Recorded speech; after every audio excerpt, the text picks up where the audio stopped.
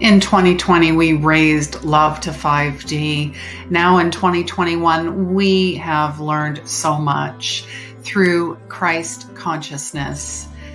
And this is the Christ Consciousness Summit. We're here Saturday and Sunday from 10 a.m. to 3 p.m.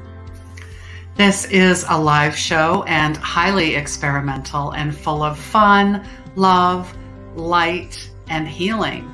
And please know you gotta believe in something. Your time is now and you are so needed. Each speaker will be giving away a prize, so stay tuned.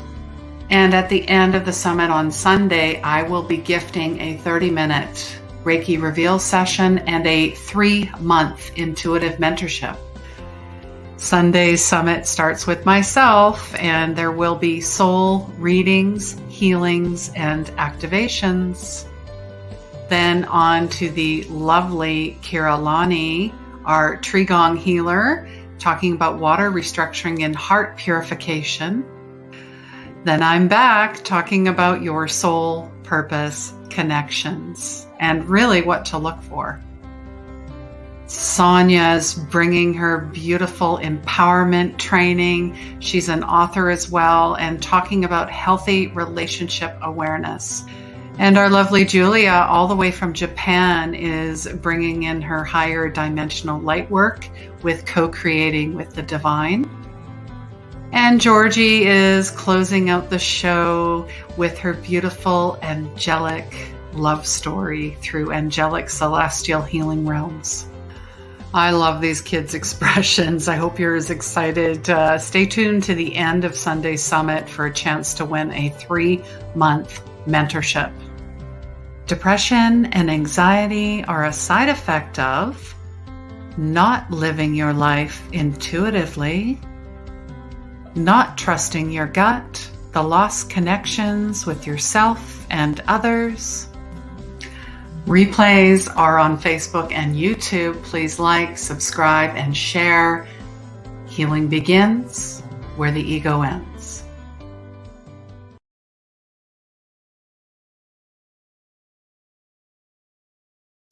Hi, everyone, and welcome to Sunday's Christ Consciousness Summit. Let me know who you are, where you are in the world, if you've been here before. We had so many of you supporting us yesterday. Thank you so much. I just want to thank all of the practitioners, the healers, the light workers, the mentors, the teachers, everyone that is sharing their beautiful energy with us. You are so appreciated. We are sending, so much abundance, so much blessings, so much love out into the world every time we get together and we raise our consciousness, our conscious awareness, our conscious love, our conscious compassion, our conscious joy, our conscious truth, our conscious sovereignty. Thank you. And yes, I was supposed to start this morning, but I was being guided to just take a little bit of a step back, and because I was going to be coming on 3 times today. So that's fine. It's all good. I didn't get anybody messaging me going, oh my goodness, what's going on? Is it broken? So as you can see, everything, is in divine timing and works as it should be. All right. So yes, just say hello. Don't be shy. Let me know who you're looking forward to seeing today. And this is something I, do annually. Last year, it was about 5D. This year, 2021, we absolutely know. We know way more. We have learned a lot. We are students of the universe. And I always start my day with Lakewood Church and Joel Osteen. And today was he actually, if you want to go back and watch that, I think the replay will be on YouTube a little later today or tomorrow. But towards the end of the sermon, he was talking about how we are clay. And I'm like, okay, this is interesting. We're clay. God's the potter. So really, we're just, if you think about it, we're just mud and dirt and rocks. And it's nothing really to look at, right? And that's our perception. But when you put it on the board and it starts rotating and you start molding and shaping it, that's what God does with us, molding and shaping us into the beauty that he sees, he wants us to see and reflect and know inherently. And as he was talking about it, he started choking up. Actually, he had to stop for a minute because he was on the verge of crying. He's talking about knowing your inherent beauty, knowing your inherent love. Gosh, when he even talked about the apostle Paul and then Mark as well, and how they had a falling out. And 13 years later, he's very, very gravely ill. And he asks, what do you want? And he says, I want Mark. And he goes, you mean the man that betrayed you? He goes, yes. They're bonding, they're mending that relationship. I just, how we hold on to judgments and resentments, or we're worried about someone, or there's a relationship or something that we cannot control or heal, or maybe somebody is going through a great depression, anxiety, maybe thoughts of suicide, maybe they're going through a big addiction, and you're trying your best to help and guide and assist them, but they're just not ready. So really we have to hold space for them until they're ready, because they will come around. Not when you think it should happen, but when God will come in and assist and make this happen. But they have to be ready to say, okay, I surrender. I surrender. And that's how healing works. I surrender. Because all these external things that I've tried are not working anymore. So guess what? I surrender. And I did that in 2018. I said, that's it. I'm done. I surrender. All right. Yes. Thank you, Sonia. Excited to join in from New Jersey. Yeah. I've got a few friends out in Jersey, and Sonia's going to be sharing with us in a couple hours. And hi, Madeline. So nice to see you. Good morning. Looking forward, yes, to all the guests. And yesterday was awesome. I absolutely believe it. And I just wanted to mention, it is the 6/6 portal gateway. So really there's, we kind of talked about it yesterday about the energies. They're so high, the frequencies, the solar flares. Maybe you follow the Schumann's resonance as well. You might want to have a look, but we've got the solar eclipse and the new moon coming as well. And I did share this as well, but I do quite a few events in the month. And this is the next event, is a new moon, solar eclipse with Gemini. So it's a big gateway, vortexes, higher dimensions, understandings, old things are coming up. Triggers, tiredness, heaviness. So I really see this week as being taking care of yourself. Go on a vacation, because we're really ascending to the next level and levels. So I'm sure you're feeling this power. Let me know. I know I'm not the only one. All right. So enough talking, and let's get to sharing. I have the next guest coming up for Sunday. Actually, she's kind of starting it, right? So I've worked with her many times. She's a beautiful, I call her the tree gong healer. She's always hanging out with the tree. She's always in nature, working with multiple modalities. She is the creator of the Healer's Journey to Mastery. She offers a lot of virtual and live retreats. And I believe she has a retreat coming up in Mount Shasta, and we'll definitely talk about that. So I'm going to bring her on right now. Hello, Kira. Hello, Christine, and everyone out there. Such a blessing to be here today on this 6/6 portal. Thank you for all of that. I'm so glad I came early and I got to be present for everything you shared. I knew there was a reason I was supposed to be here. Yes, I really honor that you came in, and obviously you felt called to do that. So that's amazing. Thank you so much for being here. All right. So you're going to be talking about water restructuring and heart purification. So I guess maybe kind of set the stage, or if you want to talk about your journey a little bit beforehand, really the stage is yours for the next 20, 25 minutes. Beautiful. Thank you so much, Christine. So, when I think of Christ consciousness, the first thing that comes into my mind is the first time I really connected with Jesus. I was not raised Christian. My mother is Jewish, and she's followed the path of East Indian masters since before I was born, as well as currently being on a Native American spiritual journey. And so for me, Jesus was something that was out there that I didn't really understand. In 2017, I was driving through the South with my lover that was in the process of leaving me. And we were in, I think we were in Georgia, but it could have been South Carolina. Big, beautiful live oak trees, and this little sign. We were on the scenic route, and it says, "The tiniest church in the world." And I said, "Oh, let's go to the tiniest church. That sounds really fun."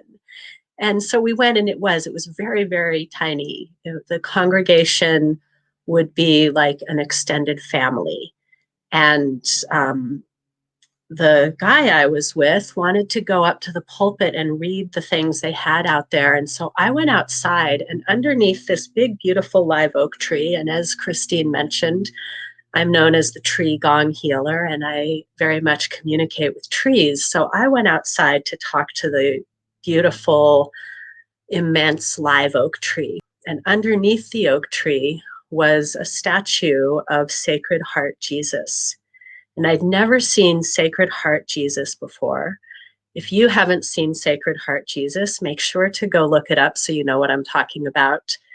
But it's Jesus, similar to the picture that Christine has. His arms are open, maybe not so wide, but open, and his heart is exposed. And there's a beautiful image of an opening heart with a sword kind of opening up. And I connected to this heart, the heart of Jesus. And I was like, oh, this is what Christ consciousness is. And so I really want to invite you all into the concept that Christ consciousness lives in your heart. Your heart has intelligence. Your heart actually has neurons similar to your brain. It carries intelligence and memory, and it has a special kind of intelligence and knowing. If you are able to really drop into your heart knows. Your heart is the most connected place to the greater consciousness. Your heart is where your energy field is emanated from. That toroidal energy field that you've probably seen the beautiful pictures of, that runs up the middle and out the top. It makes a heart shape, and it comes physically from your heart organ. Your heart emits the greatest energy vibration, electromagnetic energy, electricity vibration coming out of your heart, creates a 10-foot wide energy field around you. And so the more that you can purify all of the pain that you carry in your heart from the traumas that you experienced, the more that you can drop your mental awareness down into connection with the intelligence of your heart, the more you can walk through life connected to that Christ consciousness that you carry, the same Christ consciousness that Jesus carried in his heart and so freely offered. It is right there in your heart to be connected with. And so that's what I want to invite you into today.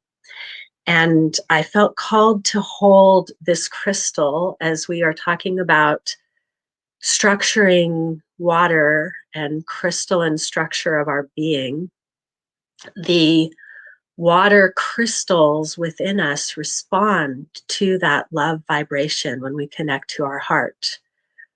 If you're familiar with Dr. Emoto's work with water crystals, you will have seen some beautiful snowflakes that water expresses in its crystalline structure when love is sent into that water. And you are mostly water at the physical level. And so when we activate the energy of the heart through our water in our cellular structure, we create true magical awakening to that Christ consciousness that you already carry, and that if you are watching this video, I know you have come to the planet to spread. And so this crystal here is going to hold space for us, and I'm going to place it. Well, first I wanted to place it on my heart so you can really tune in with me to the heart purification that this crystal is offering us today. So take a few breaths with me. Receiving the pure heart vibration that I am channeling through this crystal into your heart center.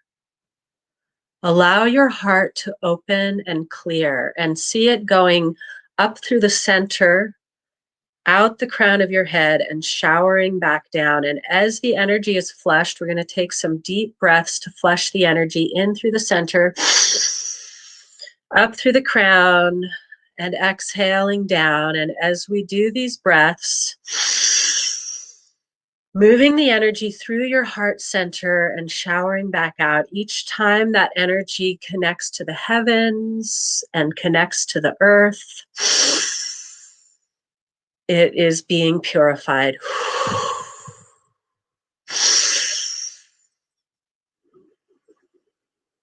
Good. 3 more. Even deeper. And on this last one, hold at the top. Take in a little more.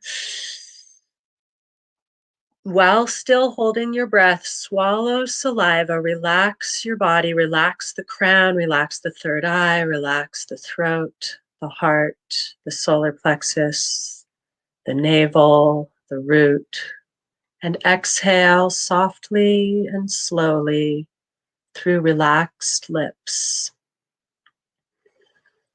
And now that we have fully activated this crystal with the heart energy of the collective and purified the field, I'm going to place it next to my crystal bowl.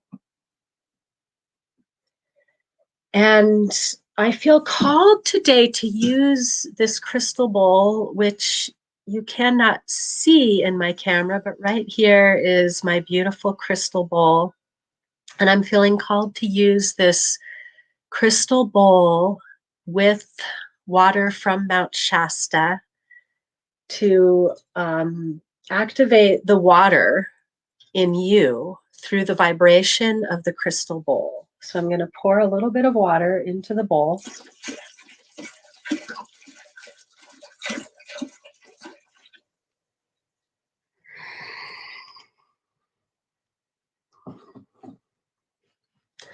And as I ring this bowl, keep connecting to your heart field through your breath. So with slow, deep, relaxed breath, expand your heart. Expand the center of your heart. Expand the sides of your heart. Expand the back of your heart. And open your heart to the front to receive the full blessing as this vibration moves in through the water to bless your heart, to bless the water in your body, to restructure the water to align with your highest good, with your highest purpose, with your Christ consciousness, pure love vibration, spirit of being, joyful, abundant,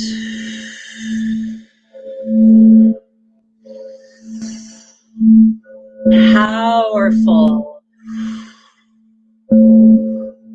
awakened, activated,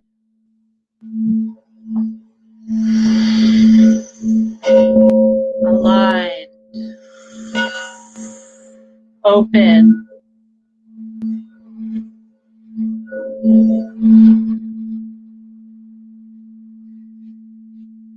Breathe it in.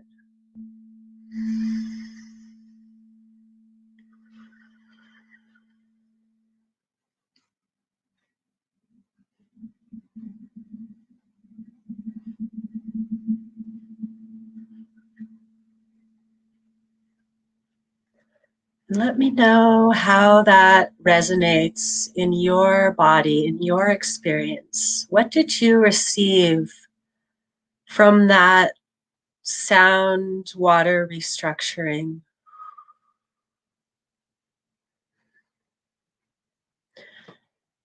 And now we're going to do one more focused water restructuring practice. So take a glass of water in your hand or just focus within to the water molecules in your body.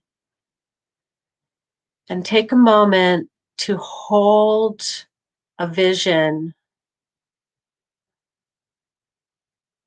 of your highest good. Allow it to come to you from your higher self. Don't try to formulate it. Just ask to be shown, what does the highest vision for my reality here on earth look like?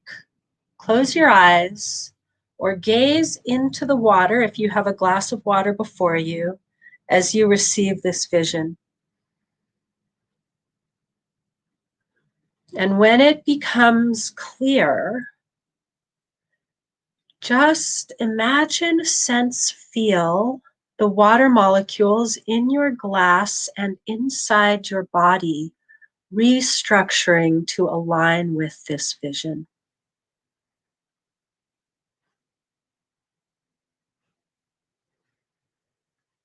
And when you can feel the crystalline nature responding, take a sip of water and absorb it slowly into your body.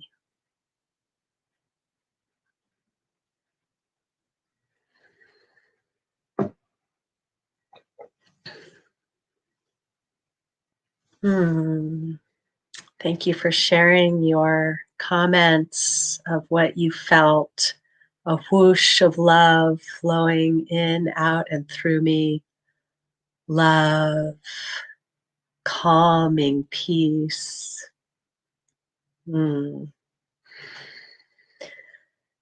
So beautiful. I myself am feeling my heart just activated and open and so ready. And I have found that the heart portal, when we take the time to really drop into the heart portal, Demetrius, you're sharing something that is very much along the lines of what I was about to share. I received new light codes of information from the universe, unconditional love and light. Yes, exactly. We receive the codes that are exactly for us when we really drop into the heart. And I've realized recently that this is the most important portal. I work with sacred sites and portals, and the portal that is within your heart is the one that allows you to walk through all those portals that you come across in the outside world. The portal that we're in right now, the 6-6 portal. There are portals in space-time. There are portals in human experience. There are portals available to us through these practices. And the practices are foundational to really being able to receive the gifts available in these times of transformation like we're going through right now. Like Christine was talking about the upcoming new moon eclipse, and we just had a total lunar eclipse on the full moon. And this transformation is asking us to take those next steps now. For instance, I'm transitioning into a new vehicle while simultaneously bringing a small group of healers through the portal of Mount Shasta. And there's a reason that the personal transformation comes up when we step into a stronger role of leadership. And it may be, if you're having a lot of personal transformation that is even a bit overwhelming, that that's a sign that it's time for you to step into a stronger role of leadership. Whether that means to you leadership in your community, leadership in the world, leadership in your family, or just leadership of yourself, allowing yourself to choose for you when maybe you have allowed others or society to choose for you for a very long time. And this is where, when we stay in this vibration that you felt from the bowl and we allow that to lead us, we become who we truly are, and we get to experience wholeness instead of the often fragmented reality that we find ourselves in. And we get to enjoy all of life. We get to be in joy of being that is not dependent on outside circumstances, but is only dependent on full presence with that core of consciousness that connects us, that unifies us all. Oh, Madeline, that's so beautiful. I can feel that deep connection that you experienced and received. Thank you so much for sharing that, Beauty. Wow. You are so very welcome. It is such a pleasure to be here today, to have this opportunity to share in this beautiful community. Thank you so much. And what a wonderful question, Christine. Who is ready to step into leadership, into sovereignty? Sovereignty, being your own ruler, being the queen or king of your life, because this is such a precious opportunity to be here. The Buddhists would say to be born a human is as precious, sacred, and rare as if there were a yoke, like an oxen's yoke, floating on the ocean, and a turtle happens to poke its head right up through and look around. And so what will you do with this opportunity that you have been gifted, this gift that you are? Will you give fully of yourself into this life, and will you receive fully what this amazing life has to offer? I can feel so much power in this collective. I know that those of you that have been called to this summit are being called to this summit because you are ready to step into that space. And so what an amazing opportunity to get to carry this community with me as I prepare to go spend an entire week in Mount Shasta. I think that's why the Shasta water was called to be a part of this ceremony.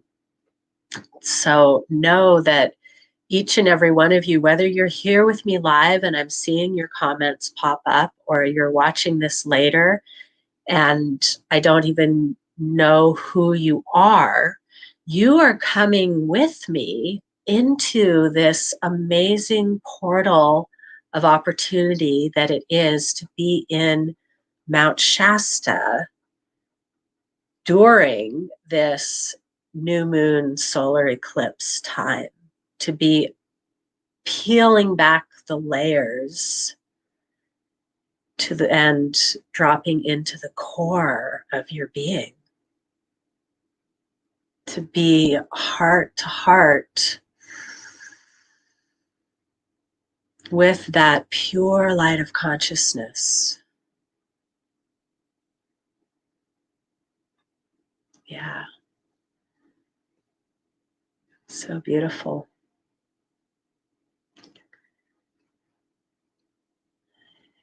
So I really hope you can feel it. I felt called to pause there because I was like, oh my gosh, this is like such a powerful portal that's opening right now. What an amazing opportunity. It is, and I felt it. I thought it was fun. You know, I like I tell everybody that comes on, whatever the meditation is or healing or practice, I'm practicing too. Like I'm not just going to sit there and go do something else. I mean, what would be the point, right? So I really enjoyed the water, you know, looking and gazing in. That was actually a very nice practice that maybe someone could take away from this and maybe do this on their own too. Yeah, I feel one of the most valuable practices, and you were talking about surrender earlier, and I know for me, when I chose to surrender to just being a vessel of divine will and divine guidance, doors started opening up for me. And one of the ways that I do that is a daily water blessing practice. And what I like to do is go outside and face the rising sun, or the direction of the rising sun. Sometimes it's before or after sunrise, depending. And just hold that water and speak my gratitudes. And when I speak my gratitudes, I speak my gratitudes for everything that is present in my life and everything that I am calling in more of into my life.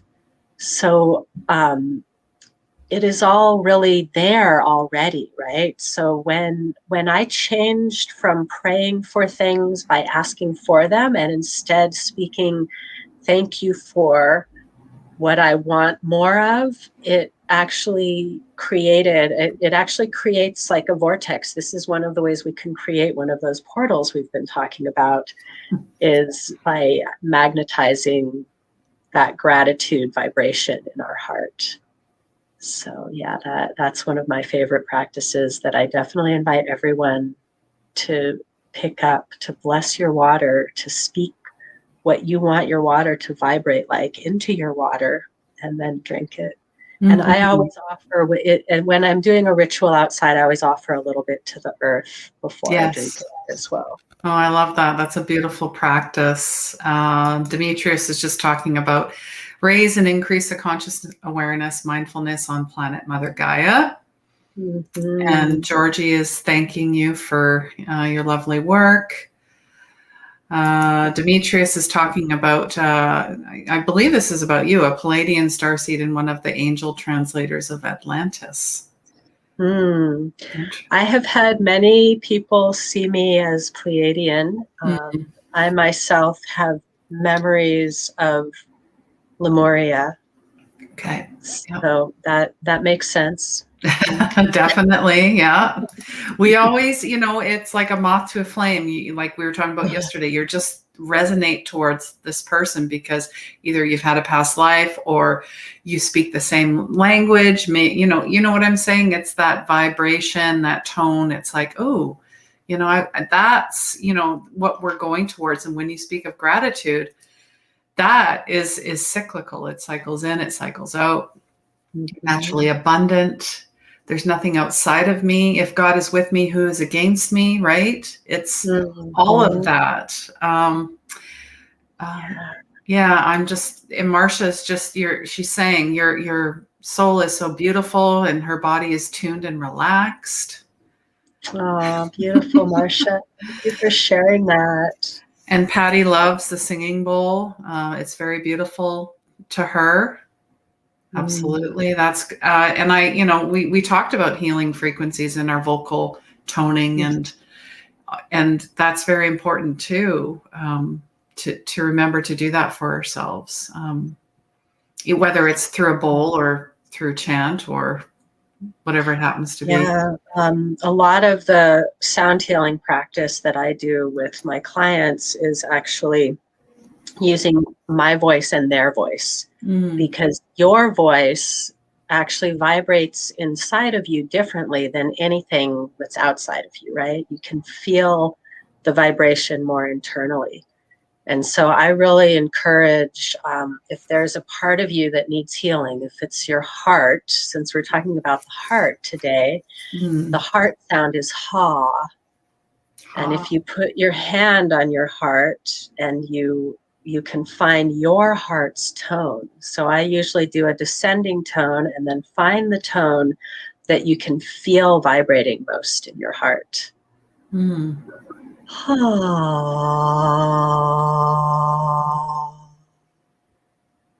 When you find that tone, that's your heart tone, it actually, because the heart is the governor of the entire system, it will actually send the healing vibration to wherever you need it most. So there's another practice for you. I'm just full of these things. So yeah, no, and we love it. I mean, I was watching a segment last night about heart health and inflammation and diabetes and how they're very much connected.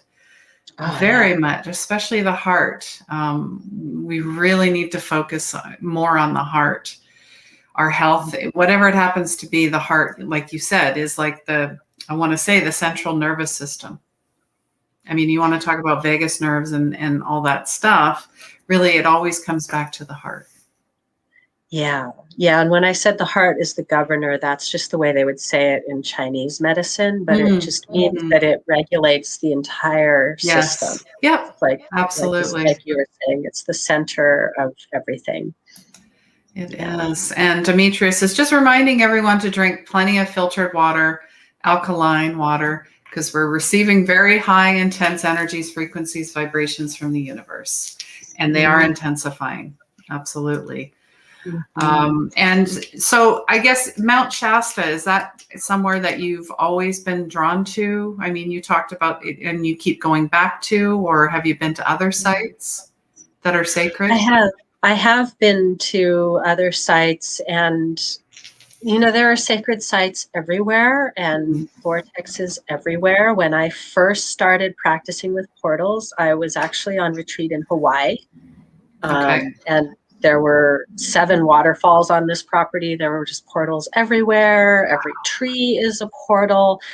So there are sacred sites around the planet that are especially strong. And Mount Shasta happens to be the one that is, in terms of being known around the world, it's the largest one that's near me. There are actually several other vortexes around me that I also work with. But Mount Shasta has been with me in this entire life because I grew up here in Southern Oregon, and it's a large enough mountain that anytime you travel far enough or go high enough up onto another mountain, you see it.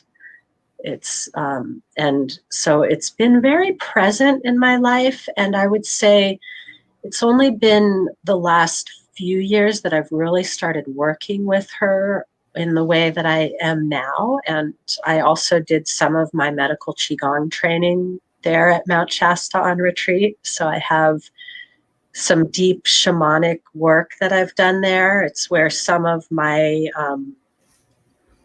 it's where I received spider medicine directly from a spider. It's where the trees told me that I'm a shaman.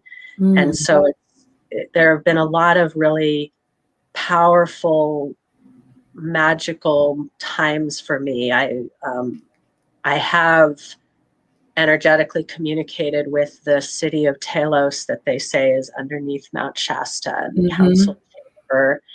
I have seen UFOs there now, and talk to Saint Germain. And then I also recently went to Sedona. Sedona is also a place where I will be guiding a retreat at some point. And I recently went on personal retreat to Sedona for the first time and had some amazing downloads there from the juniper trees and the rocks and the amazing energy of that place. Definitely feeling very strongly called to Peru. Machu Picchu, that's one place.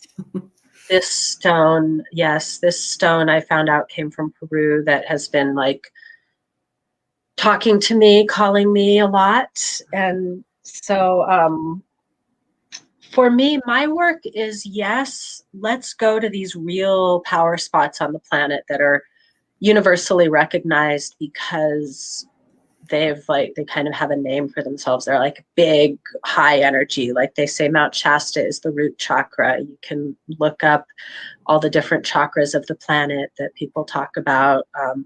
There are places where people have gathered for a long time, like Stonehenge, for instance, that hold a lineage. Because one of the things we're doing when we go to sacred sites is we're getting a taste of the lineage.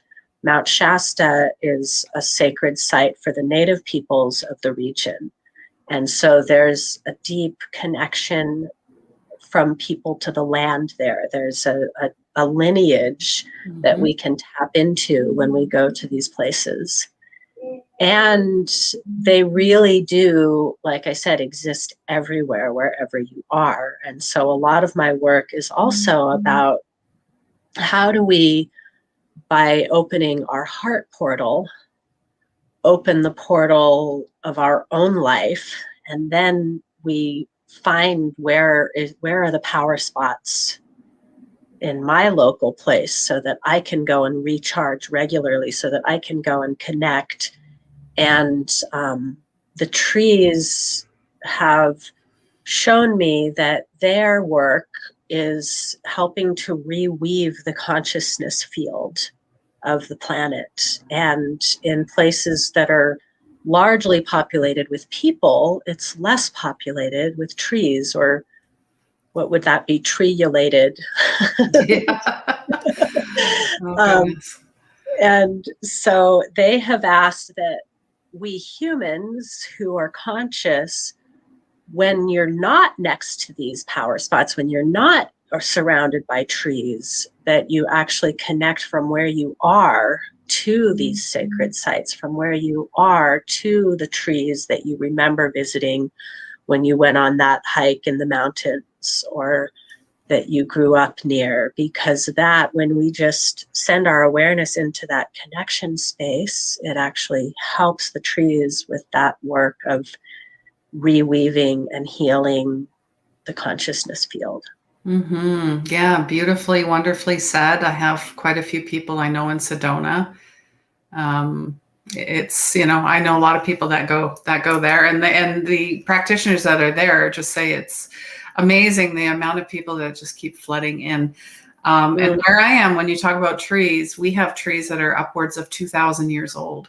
So there's actually a big fight going on to save these trees, but that's going to be a whole nother show that we'll talk about.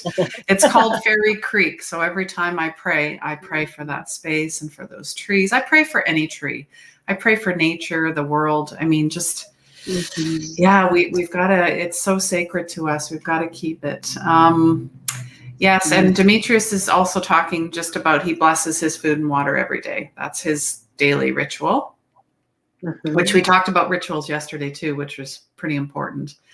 Madeline is just saying that gratitude is key for her. Ray she shared yesterday with us her lovely future life progression. She talked about Machu Picchu was a life changer for her. So that's amazing. That's amazing. And I guess there's a gift that you wanted to share? I thought maybe we kind of wrap this up a little bit. I really appreciate your share today. It was highly transformational. I mean, I felt it immediately. I thank you so much for sharing your time and your wisdom and your energy with us and your love. Absolutely. So I have a gift on my website that anyone can download, but for this group, I really wanted to share the opportunity to join my group in Mount Shasta next week. And so if you feel called to go deeper into the kind of work we did today, to really do some powerful transformational portal work, as well as the small group that's going to join me there in person, I'm also opening up a virtual portal. It starts on Wednesday the 9th, just before that new moon eclipse that Christine was talking about, and goes until the 14th. So it's 4 full days sandwiched between an evening and a morning. Okay.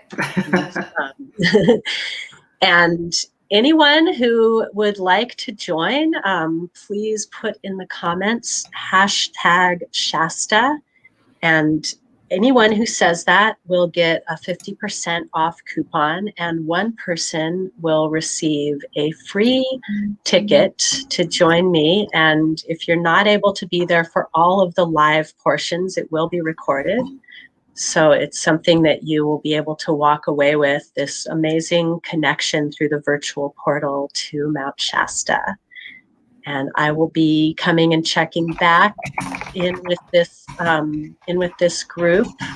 So and also, if you I don't know, can people tag me? I don't know how that works.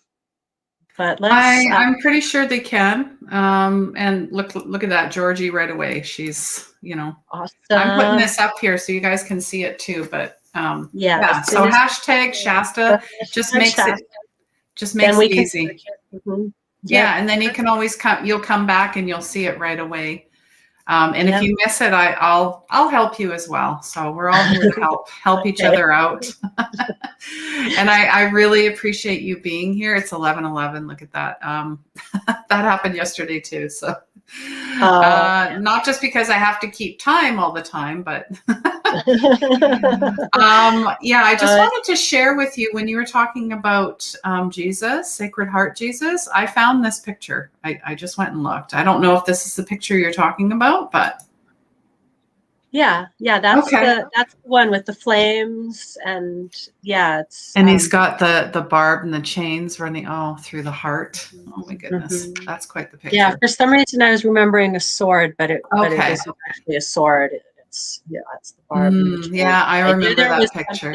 I knew there was something in there that was like sharp. Yes, barbs. Yeah, you bet. Yeah. Well, thank you so much for sharing with us. And you guys, if you have any trouble, please comment or reach out, and we'll make sure that you get those tickets and have that beautiful virtual experience. And thank you so much for your generosity and your time today. We honor you. Namaste. All right, guys, that was the lovely Kira Lonnie. And like I said, if you need to find out where she is and what her virtual summit is, you can go to her Facebook page too, facebook.com Trigong Healing. So check that out. All right. I'm just going to catch up with any more comments. And Ray is just saying one day I'll get to visit Sedona and Mount Shasta. Exactly. And Demetrius is coming in with the 4s. That's my favorite number. Thank you. I love that. And Georgie will be back. I guess she has a show to do before she comes on. But thank you guys so much for sharing. It looks like she's going to be joining Kira. That's awesome. I love that. And yes, have an amazing day, sweet, sacred, divine, beautiful, enlightened soul. All right. So I am going to be sharing next for quite a bit. And then we're going to take like a little mini break before we bring in Sonia, Frontera, Julia, and then Georgie will kind of be rounding out the show. And then we'll talk about the grand prize that'll be coming up at the end. I won't make the draw until for at least another week, so people have time to catch up on the replay and not miss a 3-month intuitive mentorship. So if you've ever wondered what your life purpose is, your soul purpose is, you work with me one-on-one for 3 months. It's a value, it's a couple $1,000s. So that's all I'm going to say. And then there's a Reiki reveal session, which incorporates everything that I do: a Reiki, energy clearing, chakra work, mediumship, psychic stuff, past lives, future, progression, everything, all of it in one reading. And half an hour is definitely not enough. They end up being way longer, but that is what I'm gifting to you guys for being here. So if you want to win, you do have, there's a few things you have to do. You have to comment win and then sign up. And I did post that at the beginning and in the comments. So there is a page that you need to go to as well. So I have your digits, your information. So I know who you are and you've signed up, you're committed, you're ready to go. Because this mentorship is not for the weak at heart. This is, you're stepping, like Kira talked about, you're stepping fully into who you are, your sovereignty, the truth of your God, goddess nature. And it's natural, right? And it's interesting that she had also mentioned that she heard the word shaman in the breeze. And some of my clients are like, shaman. Well, I'm not a shaman. That's somebody outside of me, somebody special. I don't have that. Actually, every single one of you do. The shaman is a self-realized person. He discovers the ways of spirit through your inner awakening. And that's it. Like, you become your own healer. That's what a shaman is. And then a light worker, whatever it happens to be, nurse, teacher, mom, dad, whatever it is. And then you're sharing that with others and helping heal them. Because one person healed heals another. That's how it works. That's how it works. All right. Enough chatting. It is time, because I'm sure you're like, Christine, be quiet. We would like some soul readings and some healings. I always start with some prayer as well. So if you would like a card or a message or even just some energy clearing, whatever it happens to be, I'm still going to include this in the group as well. Please put in the comments as well if you would like prayer for yourself, for someone who is struggling. You can put that in the comments. If it's for Gaia, if it's for the world, if it's for the children, animals, we'll include everybody. But if you have somebody specific, even for yourself, if you feel you need something, please ask. Please ask, because the wise words of someone that I knew, an ex-father-in-law, he said, if you don't ask, you don't get. So I always remember that. Always remember that. All right. So I love pictures and images. So I just want to start with this as well. We'll start with this. So I'm going to look at the comments here. All right. So just going to start with prayer. We know prayer is co-creative. We know prayer is nothing outside of us.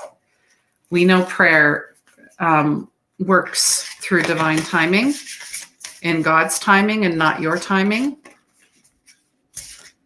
And we also know how powerful it is and how transformative it is.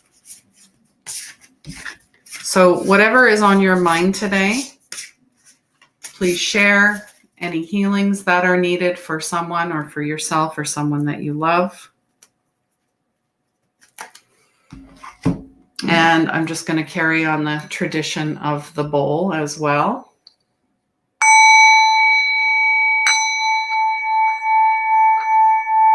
And I have a very, very cute, tiny Buddha bowl.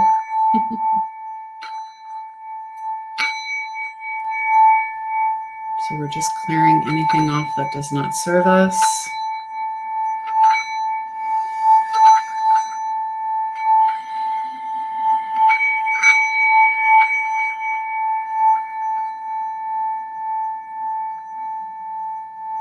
All right.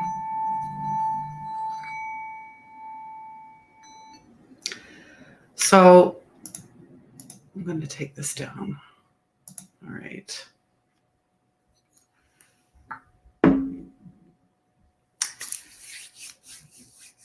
And I'm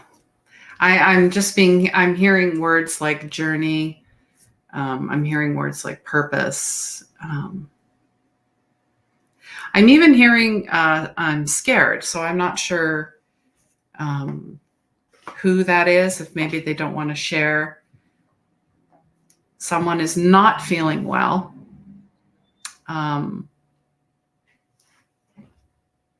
So we're just going to bring in prayer here. So if you want to join in with me, take a full deep breath. Hold it at the top. And then let it go.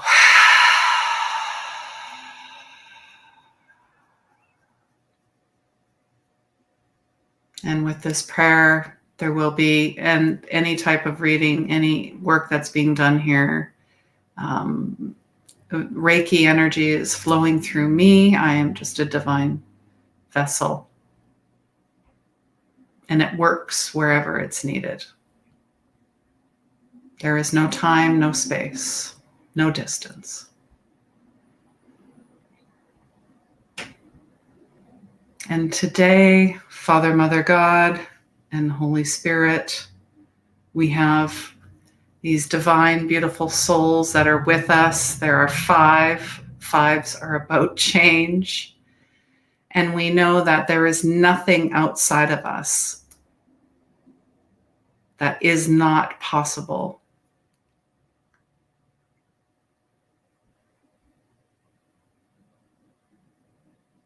And just know that you have the absolute power and unlimited divinity that God holds. God sees you, God hears you, God feels you, God knows you, God made you. So if God is, therefore I am, and we are already healed. We are already prosperous. We are already abundant. We are already love and compassion and joy and truth and sovereignty and peace in action. Because every action that we take is purposeful. God does not make mistakes.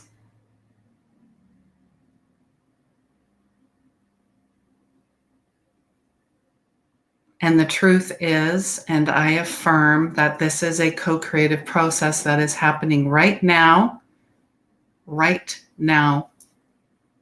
even on the replay, even if this is 3 weeks later, 3 months later, 3 years later that you're watching this.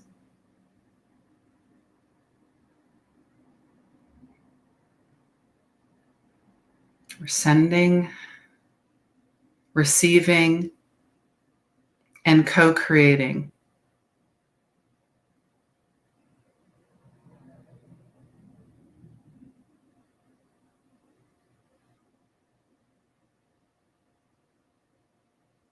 That it is already happening. That it is already done. That whatever you are asking for, whether you put it in the comments here, whether you spoke it, whether you felt it, whether you thought it, it is already done. So now this part we need to let go.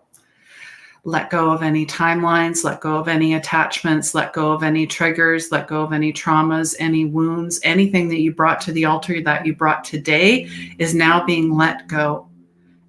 Let go and let God.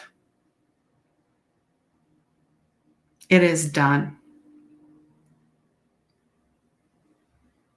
And this is where we give thanks, and so it is. And that's it. That is how prayer works for me. And that's how I feel prayer can work for you. So if you want to take any little pieces from this, go for it. I also received that there needs to be, I have done some prayer, I've done some live prayer workshops, but I feel like we really need to dive into this a lot more. So let me know how you felt at this time. And I also am going to be drawing from a new deck that I received, The Shaman's Dream by Alberto Villoldo and Colette Barron Reed. It's the artistry that is beautiful. I mean, they really took their time when they made this deck. They didn't just say, hey, we're just going to throw this out there. I mean, there was beautiful intention in this deck. And it is brand new. I've had it for a week, or week or two. All right, so let me know if you would like a card. Otherwise, I am going to just pull for the collective, for whoever is here, any type of messages that you're looking to receive. And I even had inspiration yesterday on my daily walks, my daily communion with nature, with Gaia. That's my way to recharge, especially when we're around electrical, any type of Wi-Fi, any type of 5G, any type of EMF. We're electrical beings, so we need ways to ground, to earth. So that is my way of earthing, as you call it. Now I'm going off topic, but I watched a show, and there's a guy that wrote a book called Earthing. And there are studies that show they drew blood from people before earthing and then after earthing for half an hour, meaning they're barefoot or they're laying in the grass, they're laying in the ground. Their platelets changed, meaning when they go through the capillaries, the blood flow, it slows down because it's stuck. It's sticky blood, as they call it. But when you get outside, dun, dun, dun, dun, it starts flowing and separating, and it just moves. It just flows. So it's more than just science. This is who we operate as. We need to be outside. Yes, I understand we're on a screen. But I actually just did my first in-person mediumship reading on Friday, and I'm called to do more outside. So I'm going to be doing more of those. And what I saw in the water with Kira is that I'm going to be traveling more doing this. So that is, something because I'm speaking it, I'm declaring it, I'm decreeing it, it's going to be done. That's my intention. That was my word for 2021. So who is brave enough? If they want, they can come on screen with me. I'll give you a link. If you don't want to, that's fine. I'm just throwing that out there. So that is totally up to you. All right. And of course, the lovely Marcia is definitely, she went through my mentorship, and so did Madeline. And there's so many lovely, beautiful souls that have gone through that can attest to, they're doing amazing things. They truly are. All right. Yeah, Demetrius, that's right. Coagulated. That's the word. Thank you very much. And I'm so glad that you're fully revitalized. All right. All right. Without asking, you knew what I needed. It's again going back to that philosophy of if one person heals, then the next, we're all connected. We are so connected. All right. And she would like a card. All right. So we're going to see. And I always knock because that's one way of clearing anything. You could smudge. There's so many things you can do. But for me, the knock, lighting the candle, that's part of a ritual. That's telling your guides, your angels, your loved ones, your team, collective team that, okay, we're on. Let's go. Let's go. All right. So what does dear Marcia need to know for her highest good right now? Just tuning into that.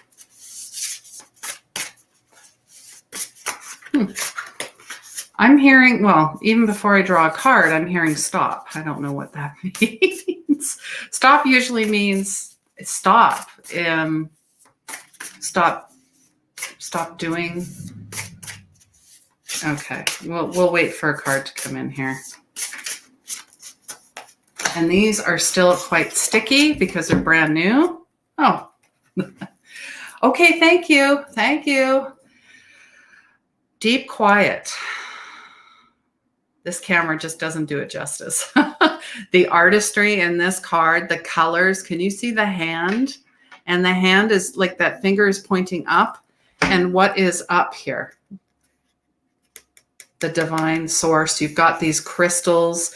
I see spirit all around. Do you see the face? Oh my God, I'm seeing the face now. I've never pulled this card before. And it's 11. So this is about paying attention.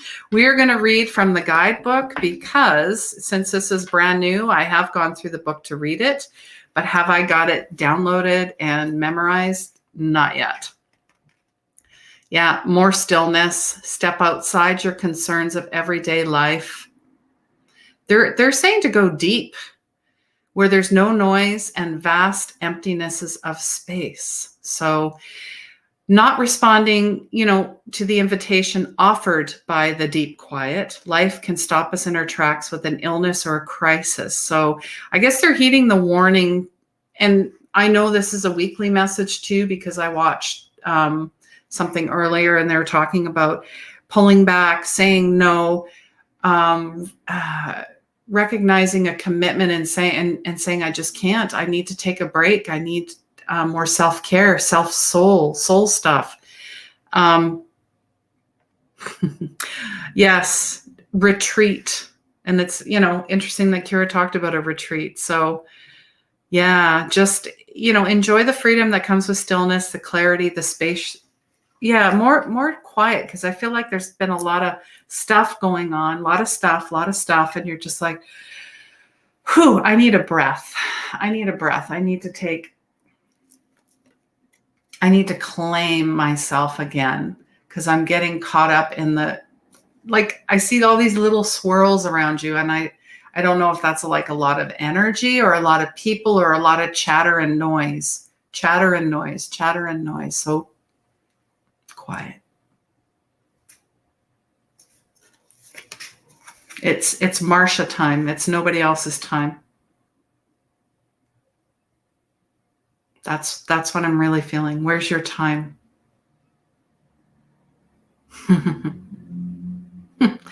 And as I'm talking, sometimes music or songs will come through. I hear time, what has become of me. So that is a song by the Bangles called Hazy Shade of Winter. Go and look at the lyrics. Go watch it on YouTube. Anyways, let me know what you think. So when I'm looking at this even closer now, this is the crown. So when you're meditating and you're in stillness, you're divinely connected to that consciousness of the I am presence and of who you are at a soul level. And it's when I see the finger too, it's like you're a crystalline being right here. The divine spark. Wow. Beautiful card. Yay. I love it when spirit does this. All right. Yeah. Spirit is not just talking. Oh gosh, oh my God. Shingles, that's awful. My mom had that and she said she couldn't even describe the pain. So please, yes, please. I'm so glad that you asked for a card and what has come through. So goodness. All right. Oh, well, thank you, Kira. Yeah, and she is traveling. I'm seeing more of my fellow colleagues and light workers and healers. They're moving around more. They're traveling. They're being like take it on the road, like the traveling road shows back in the day where they put everything in the carriage and you'd open up and someone would have all these tonics and crystals or whatever they happen to be selling, or they were a reader or whatever it was. So I really see this going back to those days because people want an experience, right? We want an experience. Yes, Demetrius, own it, claim it, declare it. Yes, that's right. Demetrius was next in line, and I do see you, Ray. Just having a drink here of my tea. And Demetrius, lovely, divine soul, always holding space for everyone. I just heard as I'm looking at your profile picture, and one day we will meet. I heard, but where's the space for Demetrius? Where is Demetrius's space? So I don't know if that means you're feeling closed in, or there isn't enough space, or you're looking for a new space. So that was just the quick little hit that came through. All right, what else does Demetrius need to know for his highest good? Oh, this one was sticking out right away. Oh, all right. This, there are 5 people here. Number 55. 5s are about change. And, when you're looking at this picture in the card, it almost looks like it could be an animal or a person. I see the divine light flowing through here. We are boldly stepping through. So, like stepping into a new timeline, a new space, the next experience, legacy evolving, bold step forward, my dear. Look up, look towards the horizon. You're marching. Right now, they're saying you're marching in place right now, stirring the dust, but not getting anywhere. So trust your forward movement will lead you to a new destination. So maybe you forgot or neglected because your everyday busyness. So this gate comes to tell you that an ending is at hand and you can leave the old behind. Let it peel away like old skin, like the snake skin. We're shedding. Cross the threshold boldly. You'll be rewarded. Moving. Keep moving forward. The gate is open. Then this is the next landscape. So when I said new spaces, even before we pulled the card, there is a window of time, but it grows shorter. Do not dally. So this is such a gift. It's bringing you the fullest expression of your gifts for the first time. Like this is a new gift. It's an invitation, sacred passage. And it's not a graduation. There are no rewards other than the exploration. And you've been a farmer too long. Yeah, okay. So tilling the hard soil that bears little fruit. So time to put the explorer hat on once again. Explorer. I love this because we were just talking about taking it on the road, new spaces for you, Demetrius. Yeah, like fully like stepping into your true divinity. Truly. Something about new support system too. New supports coming in. And then don't be sad that some will fall away. That naturally happens. And, going up the mountain, as, they say, you're at the top, right? There's another mountain. It's continual, it's continuous, and really enjoy your journey. And I look forward to seeing what it is. All right. Got to catch up with these comments. All right. Let's see. Yeah, going back to her, that's what I wanted to say. Nomad, gypsy roots. Absolutely. Yes, Demetrius is always, he's bang on with the numbers. Definitely. Oh my goodness. And you're resonating. Okay. You're welcome. You're welcome. And we're holding lots of love for you. Lots of love coming your way. I heard like a flood, like once you pass through that gate, it's like a floodgate. All these beautiful things will be coming for you, to assist you. And then I don't know if you're, there was a male energy that came through too. Just give me like a little hi. I don't know if your father has passed or it's a grandfather energy. I don't know if you feel his presence. It's almost like he's working with you. He says, your hands are my hands. This kind of, because I know that you do some healing work. So that's what he's showing me. So please know that he's with you. And I keep making this movement because I don't know if that's something that you do or you like to, obviously you use your hands a lot, but it's almost like a symphony in motion. Okay. We're going to take a step back here and take a breath. Woo. All right.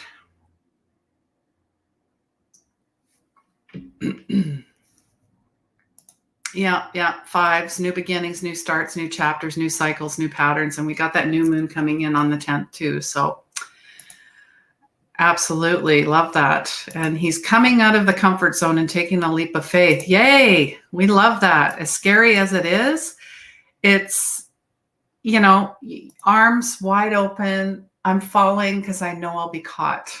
Like the net is always there. The step is always there. You can't see it, but it's there. It's there. It's there. Father passed away in 2012. Oh, I'm sending you lots of love. And he it's, yeah, I just heard like twins. I don't know what that means. Like a twin energy, a twin soul, a twin something, a twin flame. I'm a certified professional massage therapist and healer. Yes, you are. And then some. You're a beautiful soul at the very base and core. Don't forget that. All right. Yes, Ray. We've got you, Ray.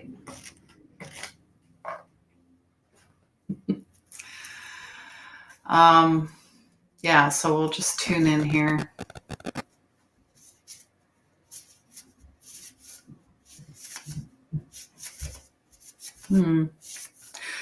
I just heard something about sounds and tones and tonals and toning.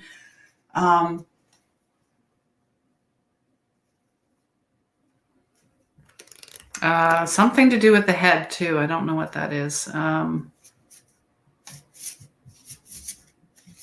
I don't know. Like I almost felt like I had a headache, or I don't know if you get migraines or headaches, but then it could also be too much of mental focus and staring at something. Computer screens puts a lot of strain here in the head area. So I just want you to be very aware of your time and making sure you're stretching and you can do eye exercises too. To really help with that and getting up and moving around more. Yeah, so something to do with the head. I don't know if maybe you're in your head too much or if it's a strain, whatever it happens to be. And if, you're on screen with me real time, you could confirm this. So, but hey, you know what? That's, again, I don't need that validation. It's what's coming through right now. So, and we'll see if anything else comes through as we pull a card. Ray's highest good. What does she need to know right now? Oh. Ooh, this is cool. Sorry, these are like fairly new, so I got to look at them. and I'm like, okay, wow. I see so many images in this. I almost want to email this to you. So, and if you want a copy of this, I can send this to you guys so you can get the image, because looking at pictures can really invoke something like a remembrance, a soul, a past life, something you see in the future. Wow, this is like all of your past lives in one. This is what I see. The Watchers. The Watchers, we're working with the 6 energy. Today is the 6, 6, 6. Do you see at the top for a minute? I thought that was crystal clear quartz. It definitely can be. You've got the rainbow halo. You've got that sundog energy. But it looks like feathers when you look at it closely. And then I almost see like a fairy type or an angel. Get my fingers out of the way. Spirit there. There is also a lion energy, a face in this mountain. And it also looks like a totem. To me, at first, I thought it was a tie. There's a bell in this picture as well. Sedona, get the red rock type of energy. So I don't know where your next gypsy adventure is. But this could be foretelling. This is all about serendipity, being the observer, witness, and transpersonal. And when the Watcher card appears, it is an invitation to stop doing. We gotta be and stop do. Get off the treadmill, pause, take a deep breath, find the witness within, the one who could observe the fire and fury happening around you. But don't get caught in any of this outside dramas. The time is to step back. If you have a thought or opinion, keep it to yourself. If you have a feeling that needs to be expressed, do it in the shower. True. Do not engage with the action happening around you. Simply observe. Watchers show up to direct your attention to the horizon, away from the anthill or the monkey or the circus, whatever is trying to get your attention. Some people might think you're doing nothing, but let them know you're helping the sun to set in the evening sky. That is your job. And you have bigger things to attend to. We know that. You've spent a long time trying to correct the course of events and the actions of others. Let it be. Observe. You definitely are the observer energy. Break free from the linear and the casual pace. Rise to divine coincidence, serendipity. Notice how the act of seeing the heart of the matter produces results. Things happen without you doing anything. Creation unfolds in its own mysterious ways. Only a sacred witness would be able to witness this. Yeah. Wow. Okay. So there is so much happening in this card. I see, the white light, the angelic realms as well. It's almost like an integration of as above, as below, and then I see the heart here, that's the soul. So you've got the upper 3, the lower 3, and there's obviously way more chakras than just 7, but that's just what I'm seeing. All right, so I'm going to try and catch up with this.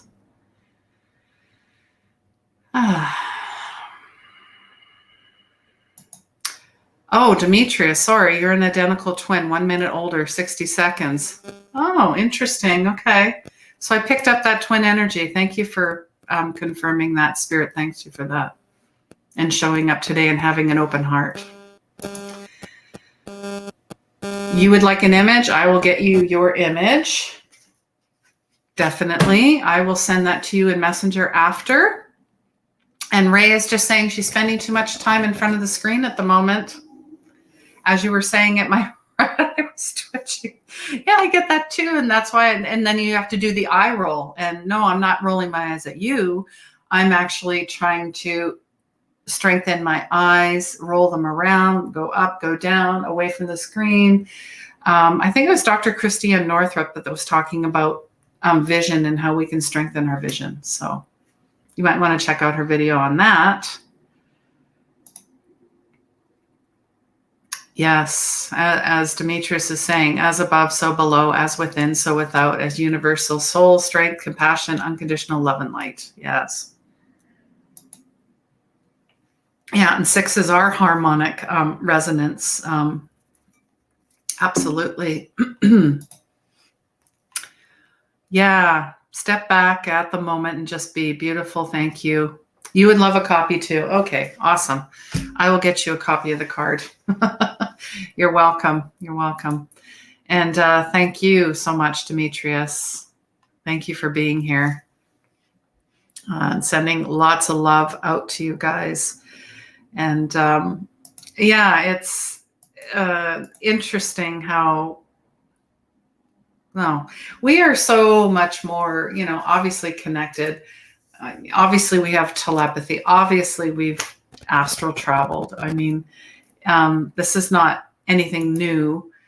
And maybe it is to you. Maybe this is the first time you're hearing this, but it is all possible in the realm of possibility. To come from a place of curiosity and coming from that inner child, like, wow, that is amazing, because a child never questions. They might, out of curiosity, just to examine it more, but they don't dismiss it and they don't say it's silly or I'm not going to, they're very open. They'll just be just like animals. They just want to love you. They just want their human to be happy.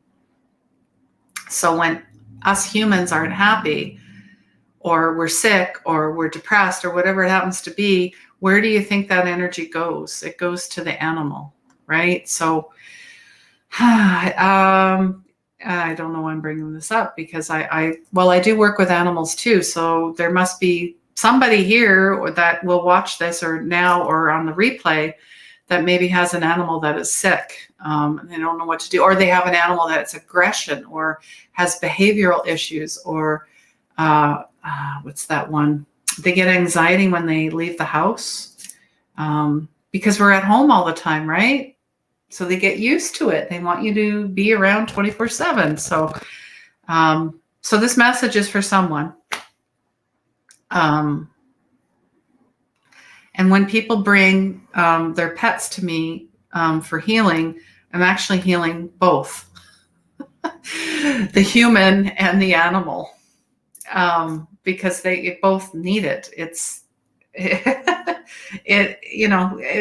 Pets are very much like children too. They watch. Like, I could think of someone that I worked with recently. They have two dogs, and they were fighting, and I mean, one drew blood. I mean, it was that. But I had asked some questions, and in conversing with the pets as well, and they were telling me things, and I said, so is there a favorite in the house? And it took a while to get an answer back. Yes. That the dog knows. The other dog knows that he's the favorite and the other one is not. So you're causing separation in the house. You may not think so, but you are. They know. Just like you inherently know things. You knew that. That's your intuition. Well, of course animals have intuition. How do you think they survive? Yeah. Anyways, so, and then they also talked about treats too. Like one gets a little more than the other. And I'm like, and they can see this, they can feel it. They know there's a double standard at hand is what I'm saying. And hey, it happens with kids too. I get it. I do. So we just have to be very much aware of what we're putting out into the world, our energy, working, through the lens of compassion always, even if you might not understand and or like someone. It's a mirror to merely reflect on what you don't like about yourself. That's it. And we all do it. I do it. I'll catch myself and then I'm like, oops. Okay. Thank you. Yes. And if you at least know better and you try, and that's all that matters, and practice, rinse, repeat. So, oh, you want a card screenshot? Okay. Well, I'll have to get you that later, but I definitely will. Astral projection. Yeah. Remote viewing. Yeah. Many times working with clients the night before, a couple nights, I'm in their spaces, their places. I'm there. I see things. I feel things. I even go back into past lives with them. And I write. That's why I say write in your dream journal. Have a dream journal, because it's messages and symbolisms and rememberings. You know. And I also hear, well, I don't remember my dreams. Well, it's a practice. I always ask in prayer before I go to bed. And really, it's like a signal. So again, like a ritual, if you light your candle, I've done it long enough that spirit's like, oh, Christine is going to work. We're ready. Okay. Same idea as your dream journal or gratitude, manifestations, whatever you're working with. It's a practice. It's a ritual, and you have to keep doing it every day. And some days you don't want to do it. I get it. I do. And some days you're like, oh, why even bother? Sometimes you're just so, and that's when we need to step back and go, okay, something else is going on and I'm feeling quite stressed. So, and I need some time for myself, truly. And it's really good to schedule a sacred date with yourself. Whatever it happens to be. For me, it's, a massive bubble bath and beautiful binaural beats or healing frequencies and tones and essential oils and, just going nuts. So, all right. Yeah, Madeline has a dog with anxiety. Yeah. And then, yeah, the animals do pick up our anxieties, and it might not even be yours per se, but it tends to be. But they also pick up the global frequency. So if there's a lot of fighting and I mean, since 2020, it's even before that, like when I used to do pet sitting, every cat, every dog pretty much was on a medication for anxiety or depression. And I'm like, this is insane. This should not be happening. Just like it should not be happening to humans either, right? It was just it was a call. It was a wake-up call. And here we are.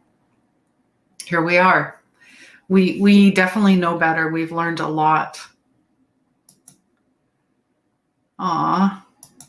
I love her name. I actually have a dragon named Athena, Demetrius.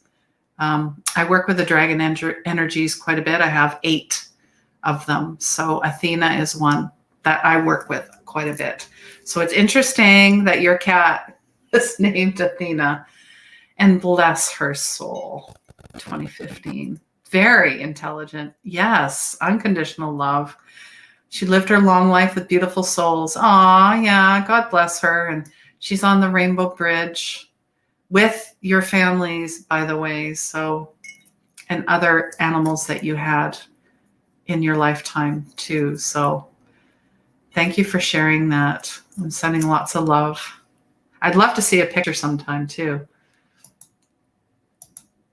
And Demetrius just saying walking in Mother Nature. Yeah, that is my favorite date too, because whatever is like is going on here, go outside and you're like, no. It's like, oh, okay, this is just garbage. Like yesterday, I know Laura West was on. She talked about how she was sitting on a deck and then this hawk feather came flying down, and the synchronicity and serendipity of being on the deck at that time, the hawk flying over at the perfect time for the feather to fall right in front of her. Amazing. So yesterday, same thing. I'm trying to, I've been online for 5-6 hours and I'm just like, okay, we're just giving this to Mother Earth and I'm letting this go and it's all flowing through me. And then, I thought about my mom a little bit and I'm like, okay, Mom, where are you? Hawk in a tree, scared me, came right in the path, boom, up and away. And I watched him fly over and I'm like, okay, Thank you for that message. And then I was, again, thinking about something else. And I said, okay, Mom, what do you think about this? And I talk with my mom quite a bit. And a massive branch fell from a tree onto the path. So it's like, see, when you're like, I don't get any signs or symbols from the universe or from, my team or from my loved ones that have crossed. And I say, that is not true. You're just not paying attention. And you need to really be aware. And I think we are much more aware than we were, say, pre-2020. So anyways, I just thought I'd share that with you guys. Ray is going to schedule a date with myself next Sunday and not go anywhere near a screen. I love that. I love that. Usually Sundays are my sacred time. I don't go online. I don't work. I don't do anything. I refill myself with the presence and the peace and the love and the joy of God. And I do that through watching, I watch about 2 or 3 different services because some are different. They have music and singing, and then some are very like hard hitting stuff. Because I like to hit it at all sides. So whatever is inspiring me, I tend to go towards. All right. Well, that is enough talking for today. And thank you so much for sharing with me. The readings were amazing. I will make sure that everybody gets their card picture. Okay. I will take a nice photo with my phone. When I'm done, you'll get it after the show, everybody. So now it's time to just have a little break. Go get some water. Go hydrate, go run around, get your eyes off the screen for about 10 minutes. And we're bringing Sonia in next at 12:15. So stay tuned for that, guys. Stick around. I mean, go take a break, but make sure, you keep your browsers open and we're ready to go. All right. Sending you lots of love.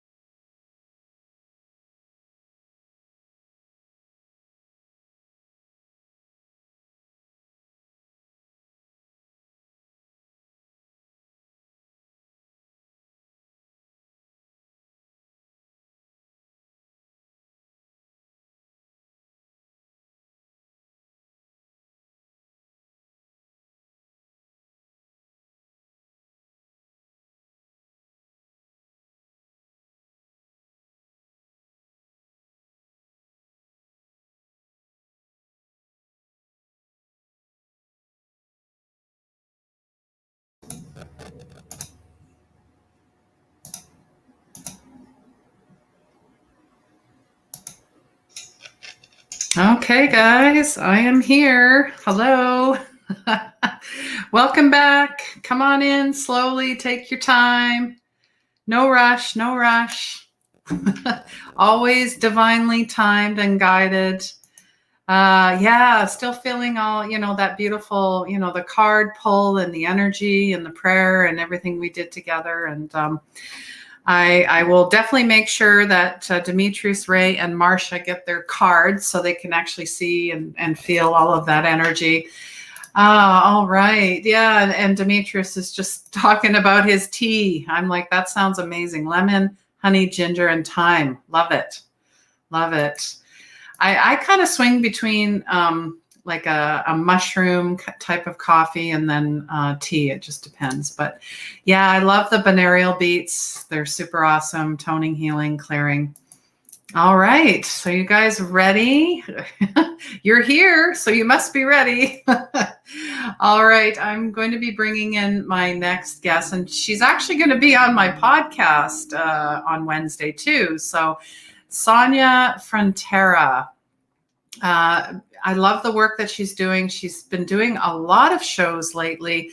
She really talks about, empowerment and relationships and strategies. And she's written a few books too, quite a few, and I've got a couple myself. And I'd really like her to talk about herself. I mean, she is everything and a beautiful soul and more, and she's out of New Jersey. All right. So whenever you're ready, Sonia, I'm just going to give you the heads up that you're coming on shortly. And and we'll introduce you and away we go. And we're going to have fun for the next, what are we here for? And until 1:00. So maybe a little sooner, but I really appreciate you being here. And hello. Hello, Christine, and hello, viewers. Thanks for having me. I'm so excited. I don't know if it's me, but can you guys hear Sonia? It's all good. We'll keep talking while you figure this out. It's very low. It's very low. Can you hear me better? Oh, hold on here. Okay, I've got you now. Nope, it's good now. Excellent. All good. The connection is good. Fantastic. We are good to go. Excellent. Wonderful. Let's do it. Let's dive in. Yes, let's dive in. So you're going to talk about healthy relationships. So, and the healthy relationship awareness. I mean, really, do you want to just talk a little bit about yourself and who you are and why you're doing what you're doing? Sure, I'd love to. So I am doing what I'm doing because I want to help other people not go through what I went through myself.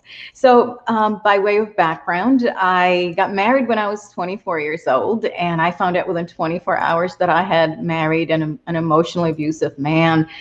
And it was very difficult for me, being a girl that came from a conservative culture, who was trained to get married and stay married. And how do you say to your family, oops, I made a mistake. And I married the wrong person. So I went through so many years of hardship and ambivalence and pain. Being Catholic, the church doesn't approve of divorce. So it was really painful for me to try to make that decision that was right, a decision that would be in alignment with my faith.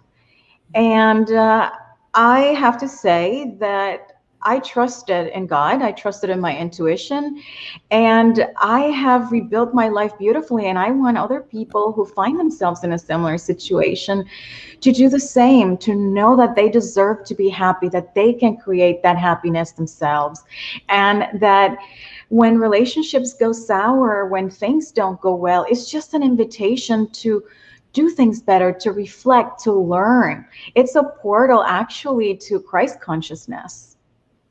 Yeah, no, absolutely. And I'm sorry to hear that you went through that, but I feel that, you went through it to grow through it, to come out the other side, to help others that are going through the same thing. That's right. And I think it's wonderful to be able to do that. And I love being in a position now to talk about it from a standpoint of Christ consciousness, because that's something that we don't necessarily relate to relationships. We don't think about how being in a marriage or in a difficult marriage, in a toxic relationship, can be a portal to Christ consciousness and spiritual development, which was the case for me. Absolutely.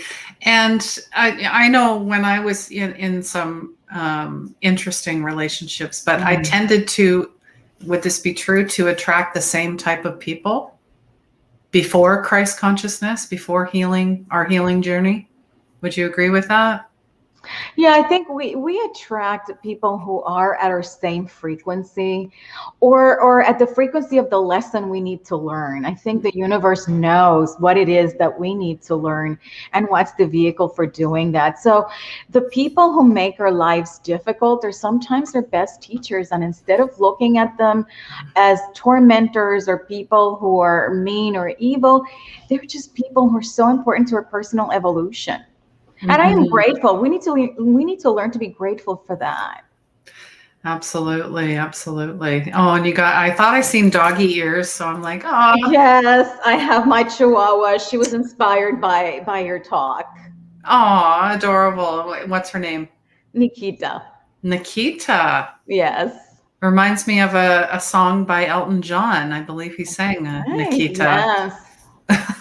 And that's interesting. I'm bringing him up because as I was coming back from my walk yesterday, there were some younger, well, I'd say they're in their early 20s, and they were like Norma Jean. And then someone goes, I think that was Marilyn Monroe. And then someone said, I think that was an Elton John song. And I'm like, okay. So I went home and I listened to that. Actually, I read the lyrics on it, and I'm like, I felt the energy off of Norma Jean and what she went through. And even, I will say, Princess Diana went through. Yes. So I don't know why I'm bringing this up. So I don't know if there's any any correlation in your life with maybe Elton John or maybe Marilyn Monroe, that type of energy. But interesting. I love Elton John. I'm a fan, so maybe that's why. Okay, you're a fan. All right. All right. So did you start out as a divorce lawyer? Actually, yes and no. Okay. When I graduated from law school right after my divorce, within the same semester that I ended law school, and I wanted to work for the Attorney General's office, and they required that you not required, but they expected you to do a clerkship in court. That's something we do in the US. I don't know if you have that in Canada. And the judge that I clerked for was working in family court. So I started out in family court, and I did a lot of divorce work with the judge, and it was so toxic. I hated it. And I decided I didn't want to do that anymore. So when the clerkship ended, I did corporate work, but I returned to divorce after I retired from government work because I could no longer do litigation for health reasons. And someone recommended that I do collaborative divorce, which is something that I think I'm well suited for. So I'm doing divorce, but in a different capacity, something that's more amicable and less stressful for the parties. Yeah, and I think we're seeing that more and more about collaborating and trying. It's not to be a win-win, not that that's the ultimate goal, and not like I get this and you get nothing. Comedians used to joke about that. Like, I think of Eddie Murphy right away for some reason. He's coming into my field because I watched a Robin Williams movie last night. So comedians are obviously in my field right now. But he said, I remember his skit. He says, "I want half." Like that was the joke, right? But now we know that doesn't make us whole. That's right. It's about creating. I think the mindset should not be a zero-sum game. It's more like, what are you going to create after this, as opposed to what do I get to keep? What do I get to take away? How do I get even with my spouse? It's more about, all right, I have an opportunity to start over. How am I going to do this it's exciting. It's an adventure as opposed to something that's premised on hurting someone else or feeling like a failure. Yeah. So what do you recommend, I guess, in regards to having awareness in a healthy relationship? I think awareness is key, not just for healthy relationships, but absolutely everything.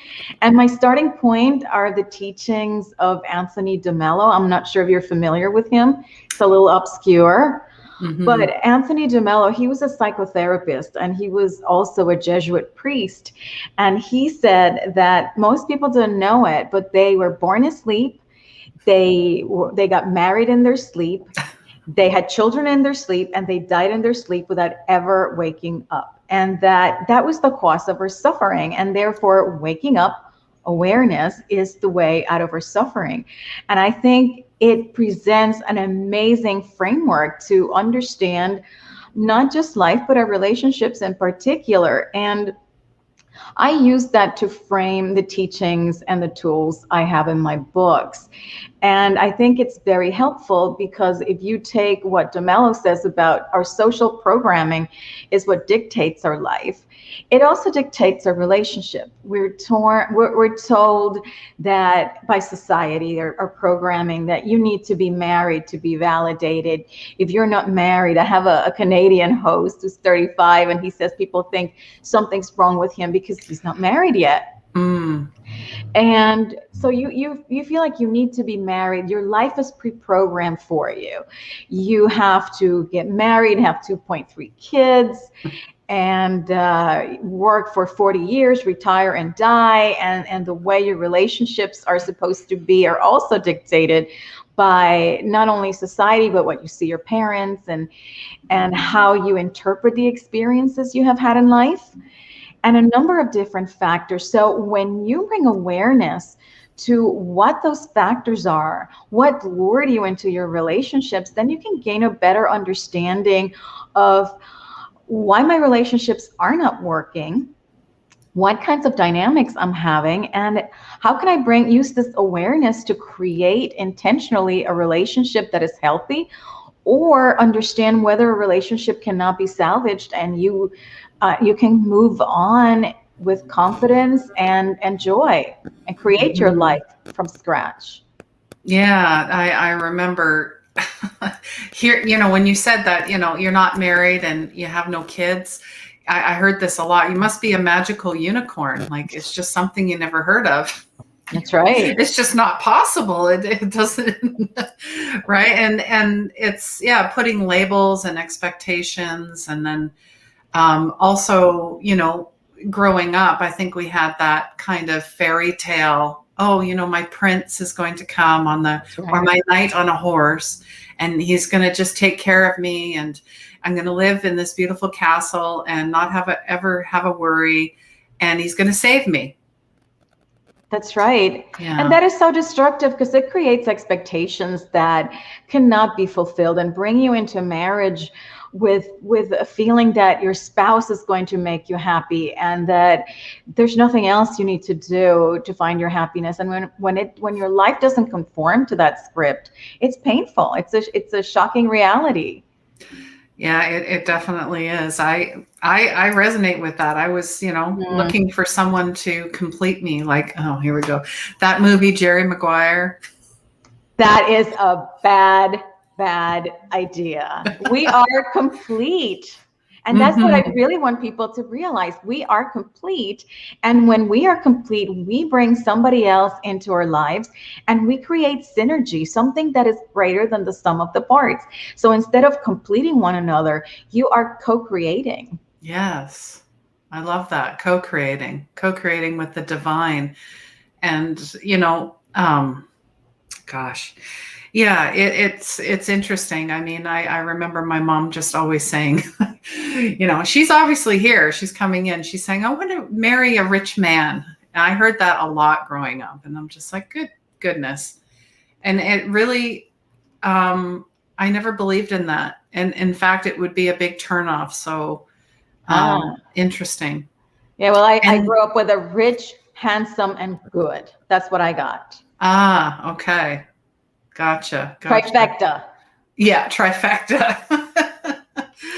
Yeah, and Demetrius is just acknowledging your sweet Nikita. Here she is. Aw, we just love when the puppers come and all the animals. We love it. Beautiful. And he's just saying the mark of a great soul is the one who touched many souls' hearts in a lifetime. Beautiful. Definitely. And he's also thanking, and we're thanking and acknowledging you for sharing your infinite insights and your golden nuggets of wisdom with us all. Oh, my pleasure. And he is asking a question too. What is your understanding of voluntary vulnerability? I think you need vulnerability in a relationship. That is really a key to building intimacy, because intimacy is based on trust and knowing and allowing the other person into your life to get to know you as is and accept you as you are. So you need to be vulnerable in order to create a really strong and authentic bond, and to have the other person know you and accept you for who you are, as opposed to an impersonator of the person that you think you should be. Yeah, I love that. The impersonator of the person you think you should be. And I always think of the ego.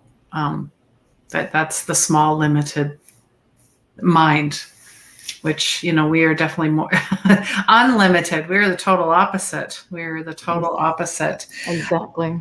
Exactly. So, yeah, and he's just saying thank you for your great answer, Sonia. Oh, my pleasure. Thanks for being here, and thanks for your question. Yeah, and if anybody wants to share, if they had any issues within their relationships, whether, it was with a spouse or a partner, or maybe it's within the family, or maybe it's with yourself. That's key. Yeah. Did you want to maybe dive in a little more about, awareness of self and the type of relationships that you can naturally, attract in, I guess, based on your experience? Yeah. Well, I think that we tend to bring into our lives people who conform to our expectation of what a relationship is going to be like. And for some people, if you have low self-esteem, for instance, and you think someone's not going to love you as you are, you draw into your life someone who is going to demean you or not accept you. I think now, thinking about this, about my relationship with my ex-husband, I don't know that I ever felt that my parents really accepted me as I am, or didn't view me as the full being that I was. And I ended up marrying someone who conformed to that pattern. So we tend to replicate in our relationships those unhealed patterns that we have in other areas of our lives, whether it's with our parents or other people or messages that we have received. Yeah, no, I highly resonate with that. I mean, we're healing all of our traumas, our wounds, our past lives, our intergenerational trauma. I mean, yesterday we had Lisha on, and she deals strictly with just sexual trauma, which is, that's a whole nother topic, and something that will take a very long time to heal. But I also feel that codependency is our number one addiction. I agree. Okay. And how it shows up in our lives. And I feel, that can be healed through Christ consciousness. And my, feeling on Christ conscious, it's a feeling. It's a feeling, it's a knowing that nothing outside of you can touch this, basically. And not having body identification either, because we're not. We're stars. We're the universe. We're we're everything. We're, the drop in the ocean. You are the ocean. I believe Wayne Dyer said that, but but it takes time. Like I talked about this. I don't know about you. You said you were Catholic, right? Yes. I was baptized as an adult because that's what they believed in. Believing that you had to know who God was before you could be baptized. And I'm like, okay, sure. But it didn't resonate. It didn't connect. And I think that's why it fell away. So when it came around again in 2017 and I heard someone speak about God and the mother and all of that and the Holy Spirit, and I was just like, wow, it finally made sense. I guess I was ready to receive the message is what I'm saying. Yeah, you have to be ready. And God manifests in different ways for different people. And sometimes we get entangled into the orthodoxy that we might have grown up with. And we can't expand from that. And it could be very limiting. For me, growing up Catholic, it sets a different framework for God. And I like to use the word God because it works for me, and it is the language that is used by the Catholic mystics, which are my favorite teachers, are Catholic mystics.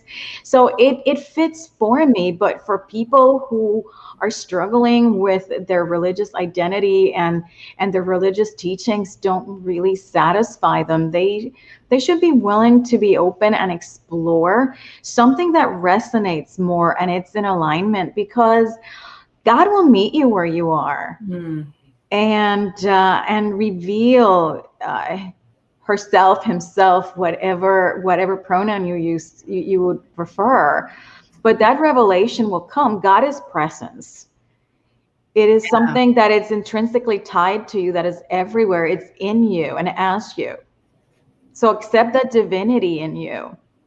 And then you can share it with other people. Then you will see it in other people, even people you don't get along with. Especially the ones you don't get along with. Those That's are the right. ones. It is very, and you need to recognize they're coming from their wounds and their fear. And we're mirrors, basically. We're just mirroring something, even though you might not think. We are mirrors of one another. I believe that not only do we reflect our shadows, or people reflect our shadows to us, we also mirror one another. We can learn from what we do and see ourselves in them. And if you approach your relationships from that standpoint, you get to learn so much more. It is very eye-opening and expansive. It is. It definitely is. And who are some of your who are some people that you follow, admire, teachers, like who's part of your team, as I call it? Oh, I have a very, very big team. I love Wayne Dyer, just like you, and Louise Hay. I think they were part of my introduction to a different kind of spirituality. I like Tara Brach, and like I said, Anthony DeMello. He is my number one. Oh God, now I recently discovered Father Richard Rohr. Okay. And I am really drawn to the Catholic mystics, especially Saint Teresa of Avila and Teresa of Lisieux. And Teresa of Lisieux I love because she finds God in the little things. And that is counterintuitive, because we think God is in the big things and God is in the whisper. So if we are open to find God in the little things, we will find more of God. I love that. God is the whisper. Yeah. And I've also heard that sometimes you're not listening, so he has to get louder and louder until something massive happens. That's true. It's so funny because I also follow, he's been dead since the year I was born, Joel Goldsmith. He's a mystic from New York. And he likes to say that the only way to connect with God is in meditation. You just sit there for your 5 minutes. And I'm thinking to myself, I disagree with that, because if you're not paying attention, God's going to do whatever it takes to get your attention. You don't have to be silent. He will yell at you. Yeah, whether it's through like a crisis, a crash, Yes. whatever it is, you have to shake things up to wake up. Like just like what's going, like almost being physically shaken. Like, hello, is there anybody Mhm. there? Absolutely, because you know what? We get so complacent when Mm, things are going well, when we get habituated to the familiar, and then we don't grow, and we get stuck in patterns that may not necessarily advance our progression spiritually, and you really need that crisis. You know, that illness, losing your job, losing someone you love, losing your pet, mm. whatever it is, these are the opportunities. And that's why I think paying attention to adversity as a vehicle for transformation is really key to our personal and spiritual growth. Yeah, and it's responding rather than reacting. Oh, yes. Yeah, and it's, your tone sets the vibration, as they would say. Mm-hmm. And yes, Demetrius, we're all the ocean in a drop. Thank you. He's always here he's got so much wisdom himself. So he's just talking about it being expressions and extensions of the universe, fractals. Yes, it's Fractals. holographic. It's very holographic. Yeah, definitely. And I think of Dolores Cannon, and she says, you're the writer, you're the actor, you're the director, you're all of it. This is your movie. So what are you choosing to put in your movie? And I'm like, I never thought of it that way. Okay. I think the key is what you're choosing, because I think one of the problems, and this is where awareness also comes in, is Mm-hmm. that we are tied to scripts that we didn't necessarily choose. And when we get tied to those narratives and our lives don't live up to those narratives, that's when we get into trouble. Like the narrative of the Prince Charming. Oh yeah, absolutely. Mine was Cinderella. That was my fairy Mm, tale. So I really resonated with it. Maybe I think it was a little more. It was like the stepsisters and the little animals that worked with her. So it's interesting. So mm. Marcia's just talking about her husband. Come grow old with me. The best is yet to be. Hubby and I believe in working together for the betterment of each other. Aw, 37 years this August. Congratulations. Wow, that's amazing. That is true love. Thank you for sharing your story. So Awesome. beautiful.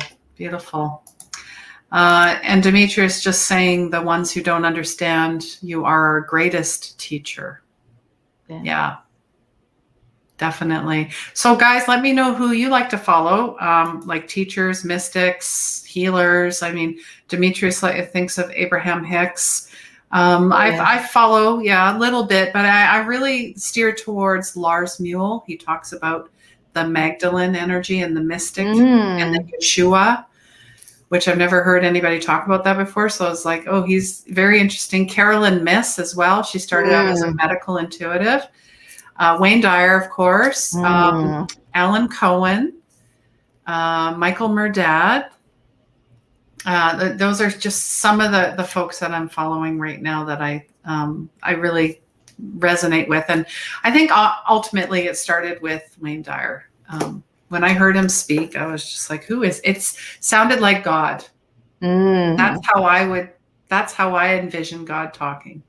Very soothing. Yeah, very, very. So it's amazing how the voice and the tones can be very soothing.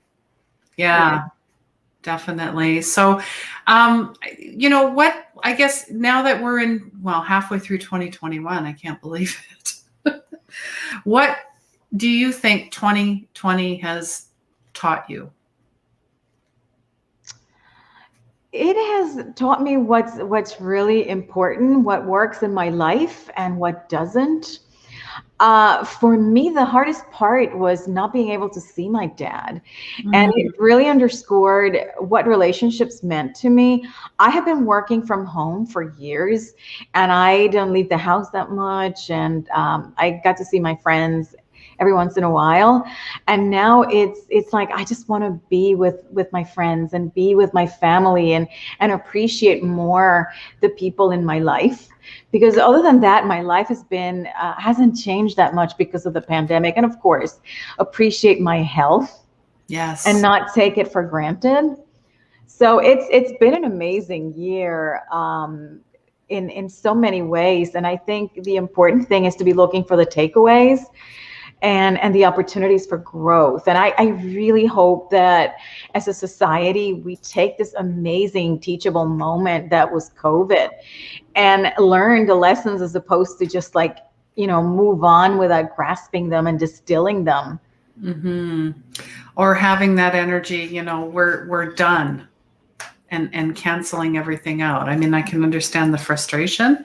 Mm-hmm. But that, again, I feel that that's a reaction because we want things to go back to the way they were, but we don't. It's a weird energy. That's just what I'm feeling personally here. I mean, I'm in Canada and you're in the US, but depending on where you are in the world, it could be very different. Yeah, it's been difficult for everyone. And I really hope that we can transcend what we have been through and just make it useful. And I agree with you. I think people are moving on too fast and like it didn't happen. It's just like time to just go back without reflection. Yeah, no, I agree. I do. And it's like we've been through so much. We don't want to do this anymore. But this is the hero's moment where, you think of Luke Skywalker in a way, like he could go this way, the dark, or he could go this way. And naturally we want to go, where it's the easiest. And maybe we're tired and we feel like we can't go on, but you just take that one extra step, that one extra, whatever it is, that just give it a little extra and just kind of push through it. And then that's interesting. Once I seen like you go through and it's like warp speed. I guess now I'm referencing Star Wars again. That's interesting.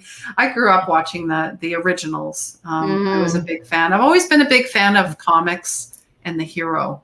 So I think we really need to embody that much more. Madeline is just saying that Wayne Dyer was very helpful to me when I went through my divorce. Yeah. Yes. Yeah. Definitely. And yeah, thank you, Demetrius, Dr. Bruce Lipton and Greg Braden. Yes, I definitely started with those guys. Isn't there? I thought they were like the three amigos. There's a third. I thought there was a third person. They would do talks together. Bruce Lipton, Greg Braden. There's somebody else. Joe Dispenza, maybe? Yeah, Joe Dispenza. There we go. Yeah, definitely. So do you, I haven't asked you, but do you have any plans for the summer? Like I know summer's right around the corner. Yes, we're going to Florida this month. And I'm hearing that a lot. Yes, we did the traveling. For me, like I said, like not being able to see the family was one of the hardest things of the pandemic. So the moment I was inoculated and fully immune, I went to see my dad for his 92nd birthday. Oh, wow. Goodness. Yes. Bless him. Yes. And then we went to see my mother-in-law, whom my husband hadn't seen in a couple of years because of the pandemic and the timing. So it's been about seeing parents and more family and friends this summer. Well, that's beautiful. I love that. I definitely am feeling that as well. And being with family and just being outside and enjoying ourselves and really connecting back to, because really we're meant to be around people and connect and collaborate and co-create together, not, all closed off, stay away from me. I'm too busy for this. I don't have time for that. Now we have to make the time. We're being forced to really look and go, okay, there were things maybe I was taking for granted, like tomorrow or next week, but the time is now. It is. And you just don't know, especially people who have lost loved ones to COVID. Mm-hmm. You know, Absolutely. realize that you just never know when it's the last time you're going to see someone.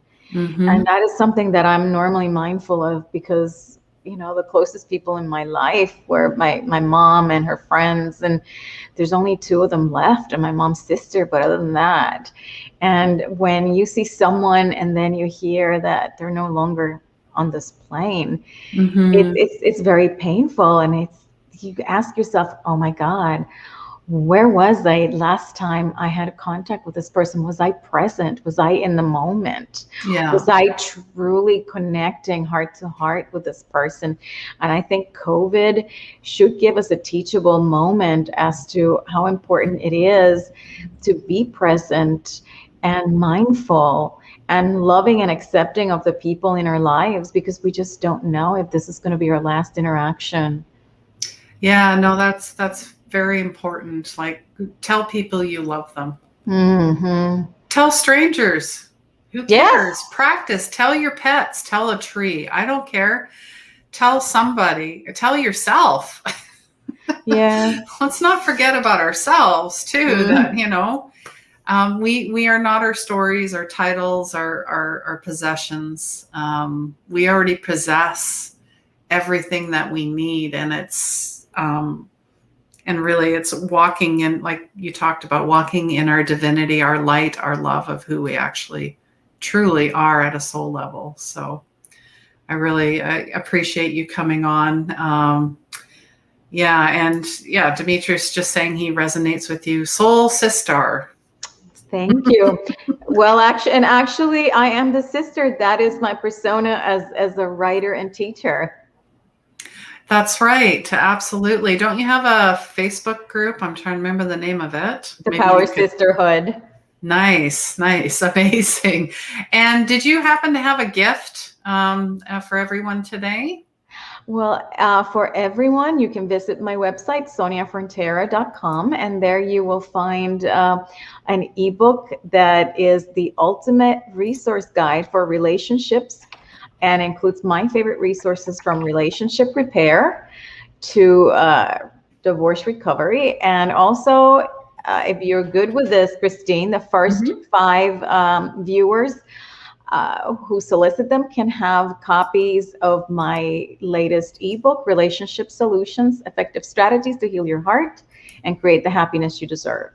Oh, wow. Okay. That's amazing. So you guys heard that, right? A free ebook. And I'm directing you to the site right now. I'm putting it in the comments. And you said to the first 5 people? The first 5 who solicit a copy of my new book, but everyone is welcome to download the Ultimate Resource Guide. Gotcha. That's available on my website, and everyone who's watching is welcome to download it. Amazing. Is there anything else you'd like to share with us today, impart your wisdom?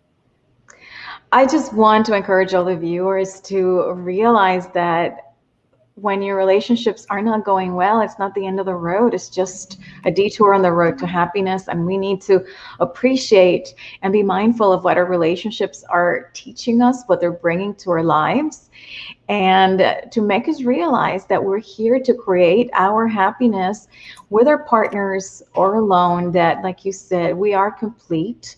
We have everything we need to create happy and fulfilling lives, and it's your responsibility to do it. So go do it and live a life you love. Absolutely. Yeah. And yeah, it's been fantastic having you. Amazing conversations.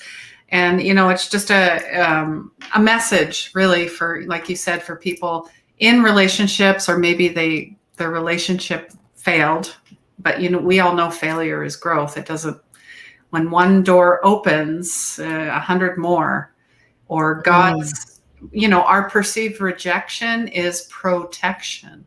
You're being directed somewhere else. You're being directed to look at something.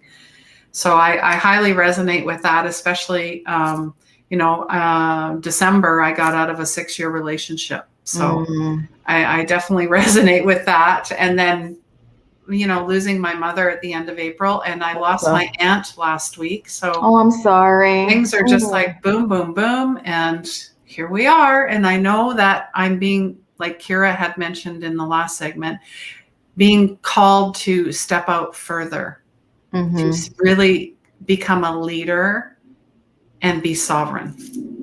Beautiful. Yeah, so that's what I choose. Amen. Because it's a choice. Yes. It's a choice. It's That's a right. choice. Absolutely. Well, thank you so much for being here. Of course, we'll talk again on Wednesday. Yes. She's going to Looking be on the forward to it. show. Well, thank you for having me. Yeah, sending you lots of love. And if you guys have any questions for her, the website's there, or you can just comment below if you need something. And yeah, amazing. Enjoy your summer. Thank you very much, and blessings to all of you. All right. Take care. Take care. Thank you. All right, guys. So you have the gifts there. Yeah, that was, I love it when people share. Really, that's why we're here, like to help heal others through our stories, through our experiences, whether they were trials, tribulations, and triumphs, right? Because it gives hope to somebody else. And hope is the catalyst to faith. Because faith knows already whatever is happening will be divinely timed. Not in my timing, but of course, that's choosing to let go of that as well, right? So, yeah, and people are just saying, thank you, Sonia. Have an amazing Sunday. Lots of love coming in. You guys are amazing. Amazing. And yeah, choosing happiness and joy with ease and grace. Absolutely. Absolutely. So I'm just getting set up for our next guest to come on. So let me know if you guys have any questions, if you need a link to something, how your Sunday is going.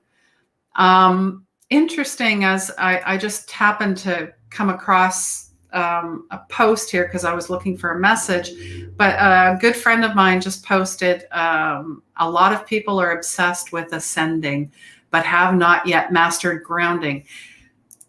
Actually, this is a great kind of segment in between, but we are here on Earth for a reason. So if you're off in the clouds all the time in the astral, and you're not completely grounded to the here and now, then you're missing the point. So just the importance of being out in nature, sitting in nature, getting outside, earthing, standing barefoot.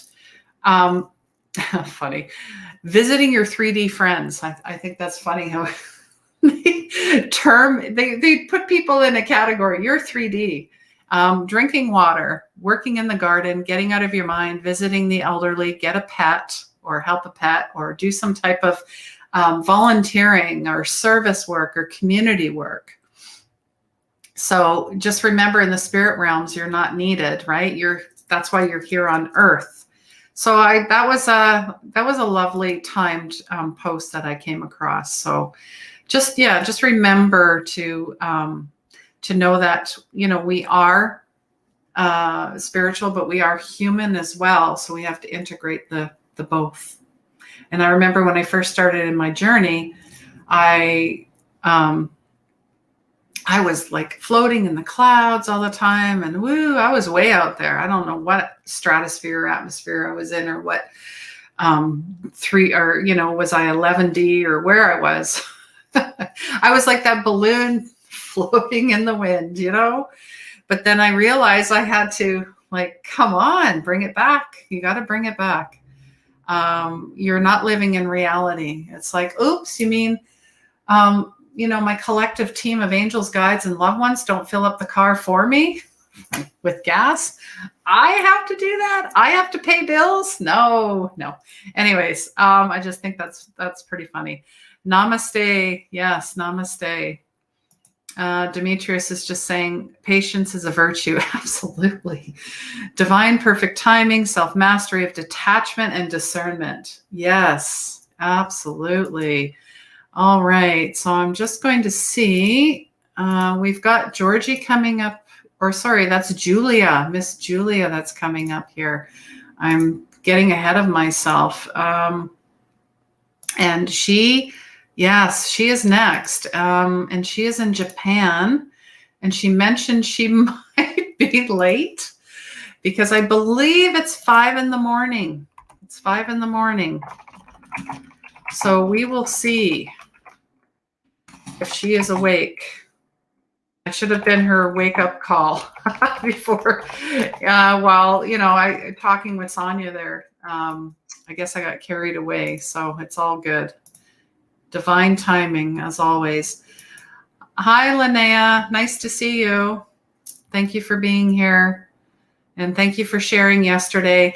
My son was actually watching, and he thought it was pretty cool about, building an altar. And you really kind of change people's perspectives about, an altar and a ritual and a practice and all that. So thank you so much for sharing.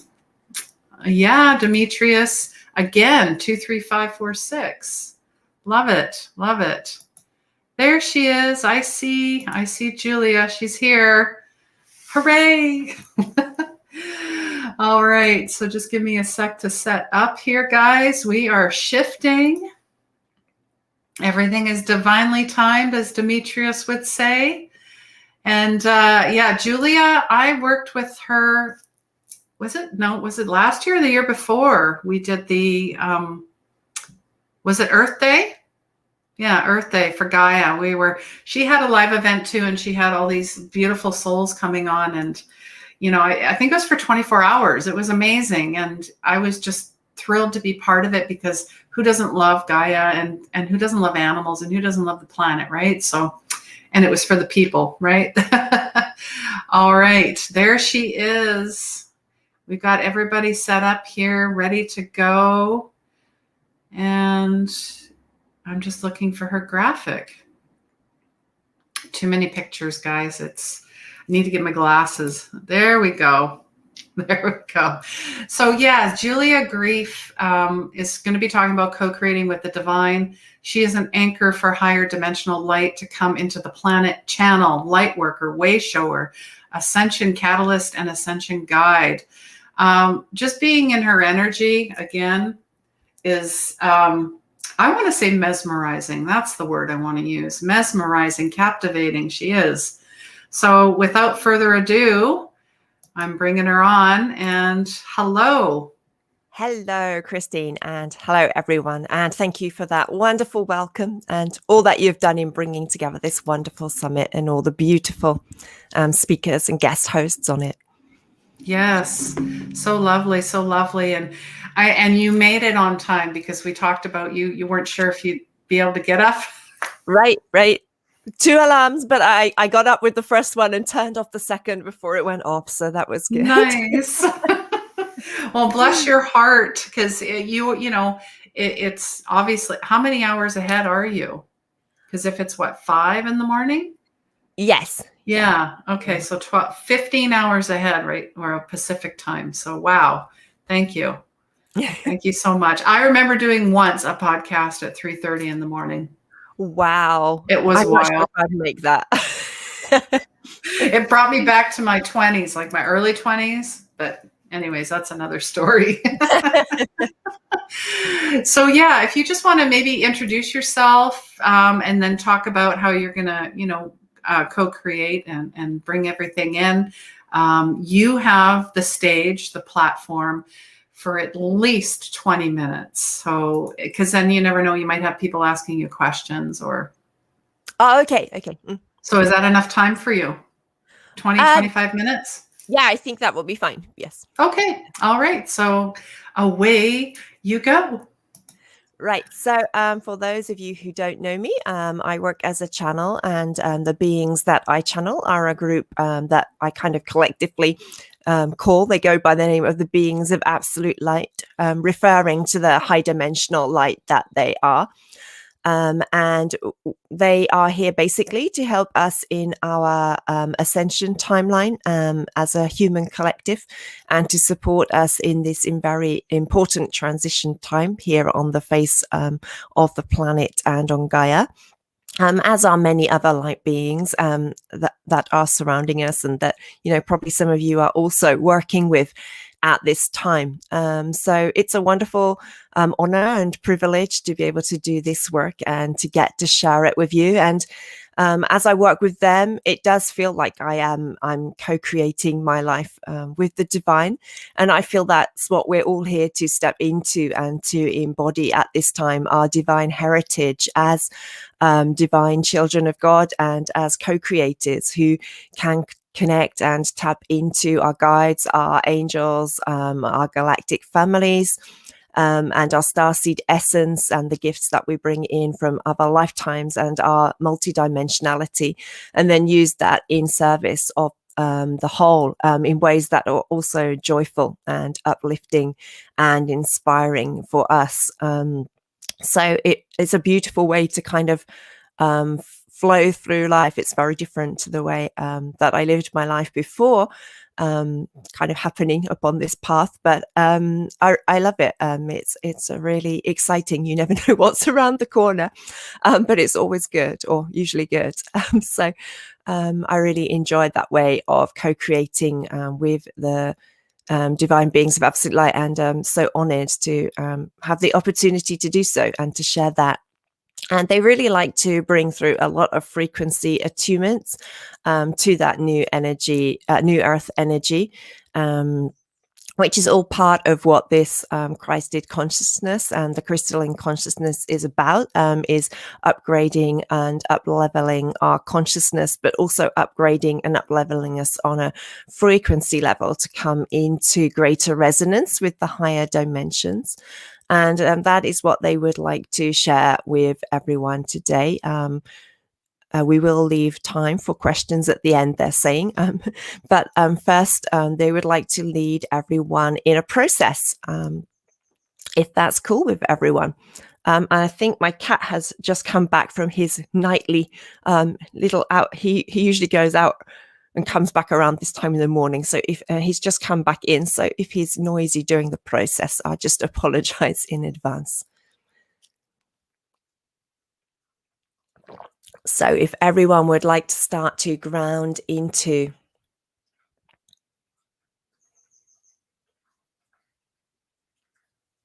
the center of your being, just allowing yourself to ground through your breath.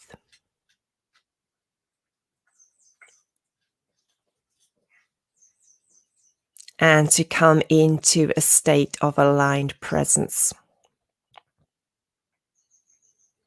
As now, the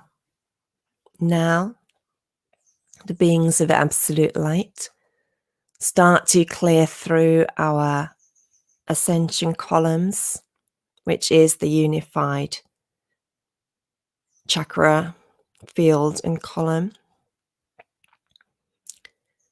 and also through our heart and higher heart chakra.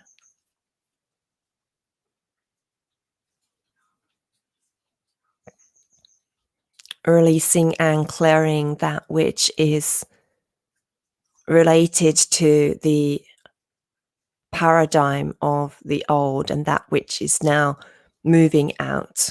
And they wish to emphasize and underline that it has been chosen by source light that we are all leveling and upgrading into this new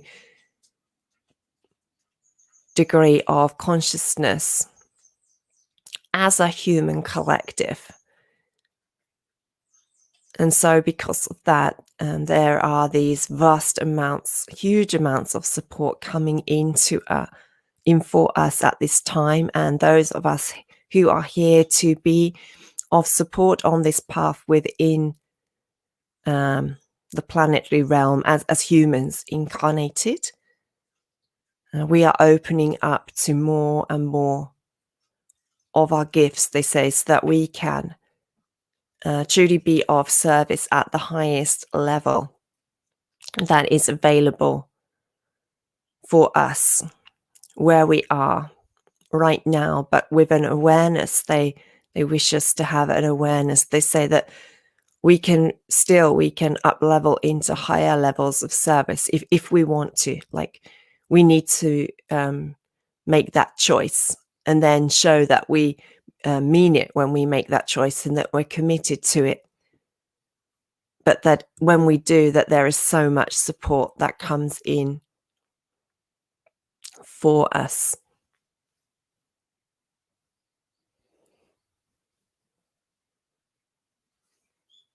Thank you. Thank you. Thank you. And just speeding up the vibrational frequency of our energetic fields. Now, now, now. Thank you. Thank you.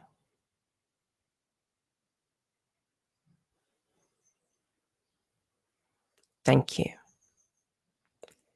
As they ask us now to visualize a crystalline diamond grounding cord dropping from our root chakra directly into, thank you, the center of the core of ascending Gaia now, now, now. And they are stabilizing us within the new earth grid, Gaia's crystalline grid. They say now, now, now.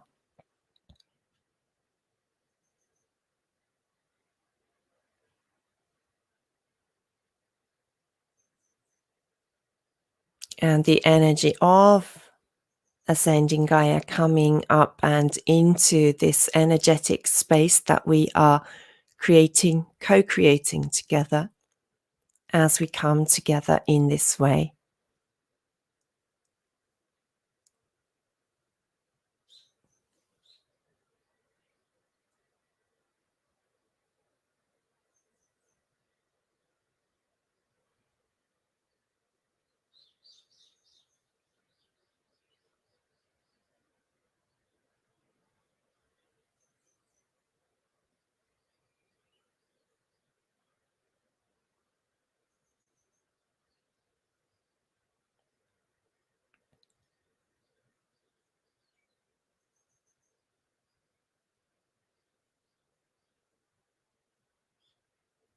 And Gaia really supporting us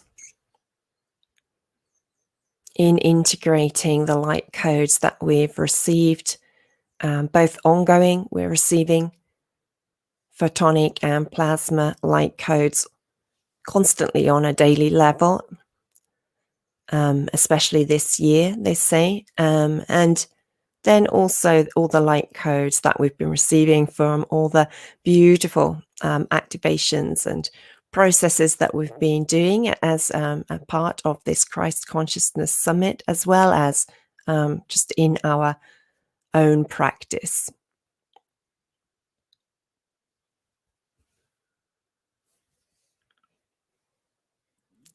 Thank you. Babaji coming through now, now, now.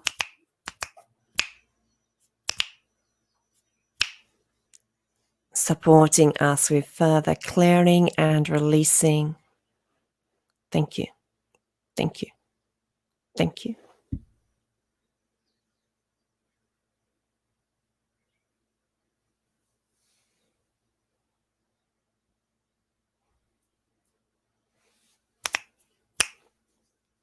And also with clearing and releasing old beliefs that have been related to what we are carrying on behalf of our ancestral line.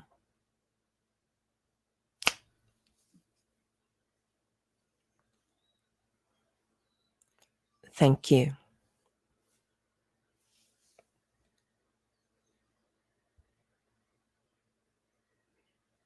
And a message coming through from Yogananda and Babaji now, as they continue to elevate our light vibration, our quota of light, our frequency. and to really support us in coming into that space of the expanded higher heart, which is everyone on the planet, they say, is being supported in coming into this embodiment of the higher heart and the new earth consciousness at this time.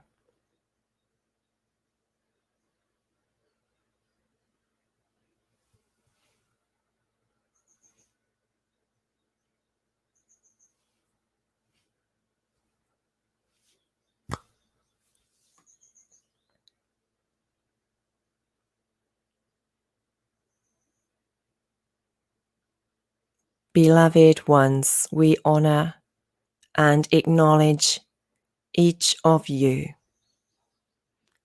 in the process, the creation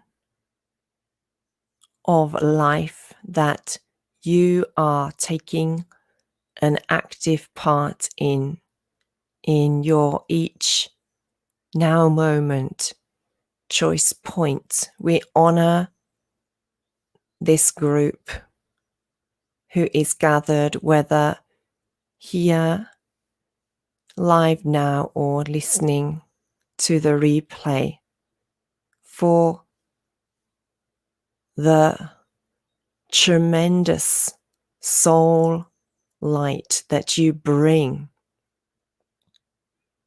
to planet Gaia and the beautiful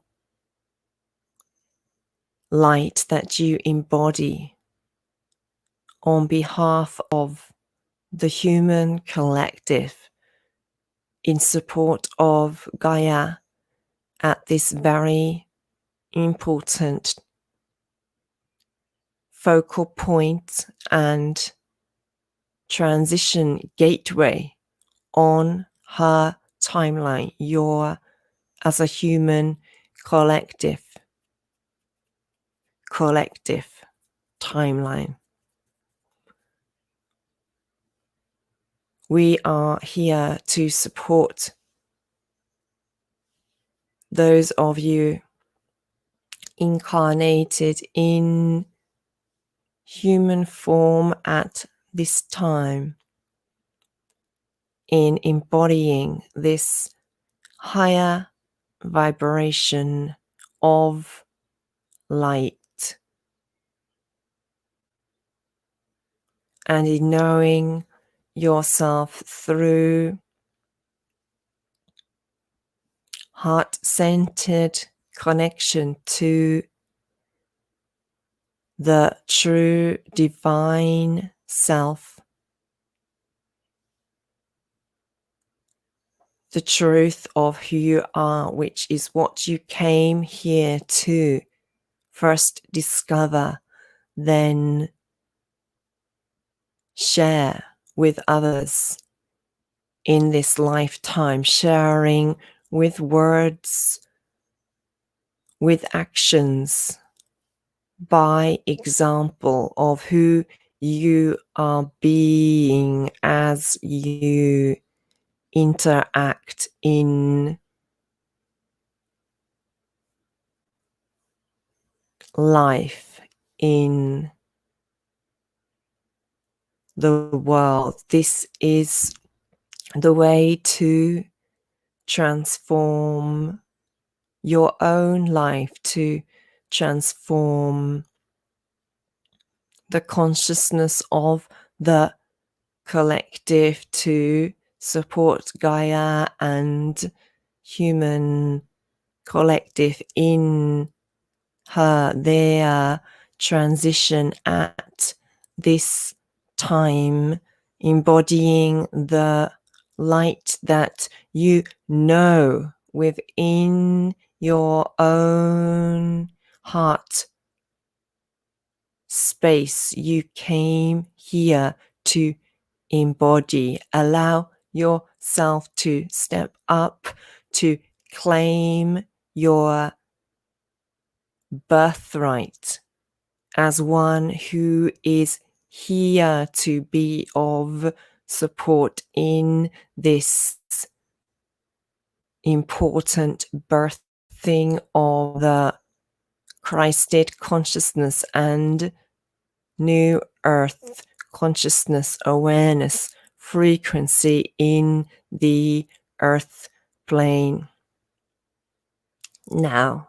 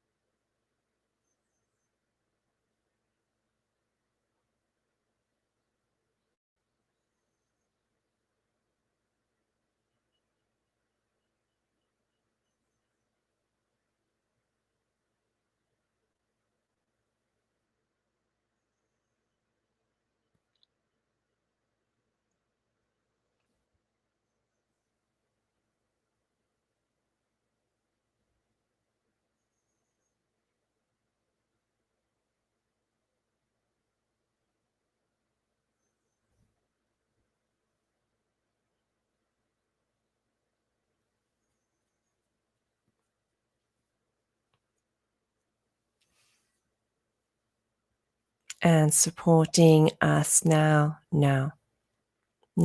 by bringing in an elevated level of the embodiment of the thank you, thank you, thank you. The crystalline, the Christed consciousness. Now, now, now.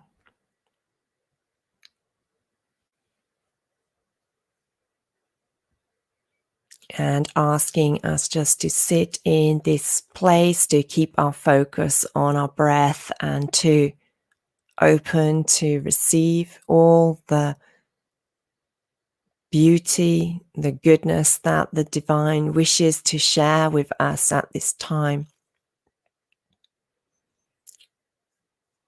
Divine Source Light sees each of us as a precious child and wishes for each of us to come into the knowing of who we are, who we came here to be, who we are in our truth as divine souls, temporarily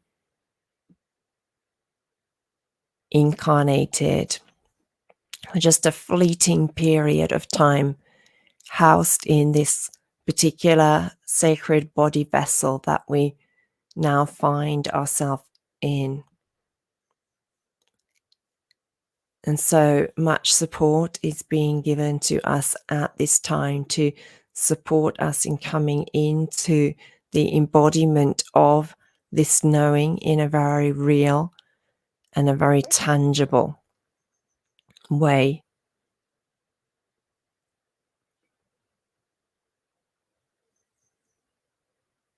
And so the beings of absolute light and divine source light support us now.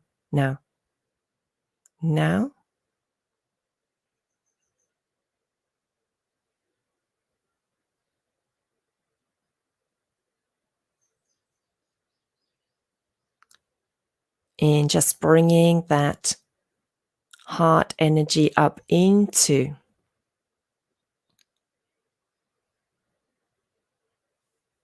now. The higher heart now.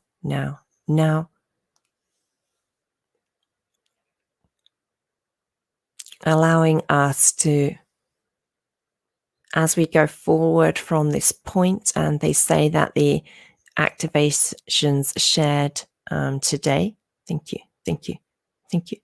will continue to work within your DNA and your cellular structures for the next 4 weeks, so a month. and supporting in this knowing of self as one with the divine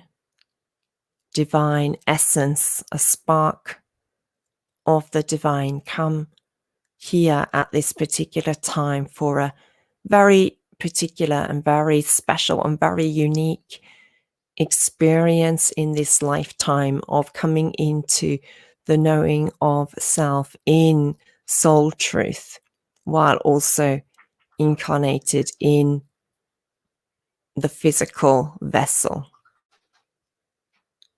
Now,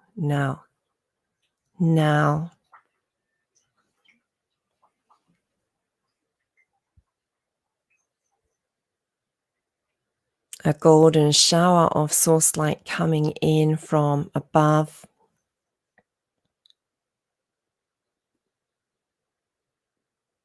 and cleansing, releasing that which is not aligned with this higher vibrational frequency of the Christed consciousness and new earth.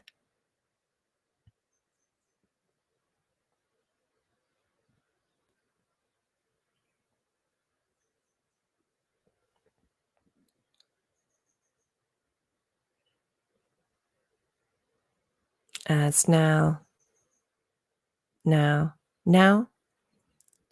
all these codes that we have received are supported in being consolidated in our field.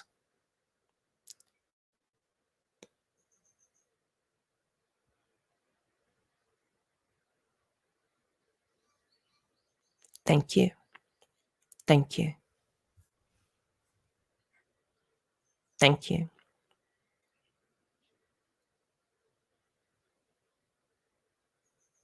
Thank you. And we are once more lifted into a higher frequency of being. Thank you. Thank you. Thank you.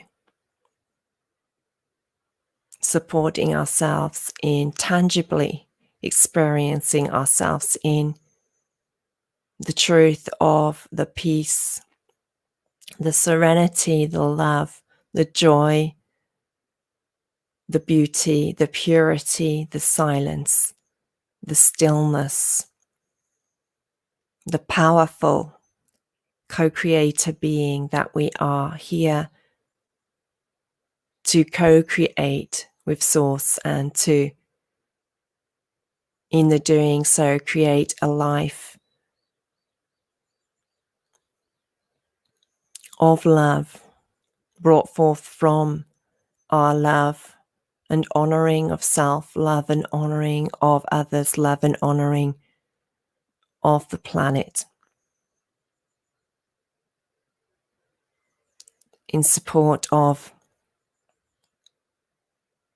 a more vibrant and joyfully lived life for ourselves, and a more vibrant and joyfully and empowered life for the whole, as we share what it is that we are stepping into and embodying and learning and coming into the knowing of, in ways that then support others in coming into the greater knowing of themselves in their unique and divine soul truth.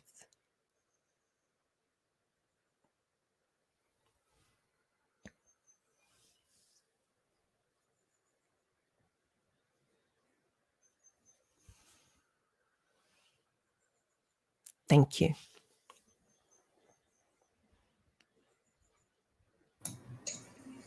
Wow. Let that soak in, everybody. You know, take your time coming back. There's no rush. In fact, like I did yesterday, I laid down so I could fully let it, come in and integrate, like you were saying. That was beautiful. Thank you so much. That was the first time I've experienced, your channeling and your team that you work with, and it was beautiful. There were quite a few things that stood out to me, and let me know, guys, how you felt. Like, I know you do these. Do you do these monthly in a group, or? Yeah, I have several circles, which are paid memberships, varying from 1 circle a month to like 3 circles a month, Okay. where we share various with different things are highlighted in each of the circles, I guess, whether that's like New Earth consciousness or doing light work on behalf of the planet or the divine feminine. But I also, I commit to sharing at least 1 live transmission on YouTube a month. Sometimes it's more, sometimes it's just the one. And then also on my Facebook page, I will sometimes share written messages and written transmissions that come through too. Okay. Oh, I appreciate that. That's lovely, lovely. And I keep seeing 10-10, meaning 10 likes, 10. It's just there's a lot of symbolism going on here. So I'm just going back. Some people are saying hi, like Sonia that was just on is saying blessings to you. Linnea is saying hello again. Welcome, welcome. And Julia rocks. Yes, she does. Dawson is saying thank you so much for your hard work coming in. Wesleyan, who was with us yesterday, I believe. I love that meditation, brought me higher peace. Thank you. That's lovely. Demetrius said he saw and he feels the new original blueprint, gold and silver, platinum, liquid, crystalline, diamond shaped frequencies pulsating throughout my entire container, the plasma field with the acquired light codes of information. Love that. And Kirsten is just saying it was fabulous, and thank you, Yogananda and the beings of absolute light. Yes. Thank you, Kirsten. You rock, and everyone rocks. Thank you all for sharing how it was for you.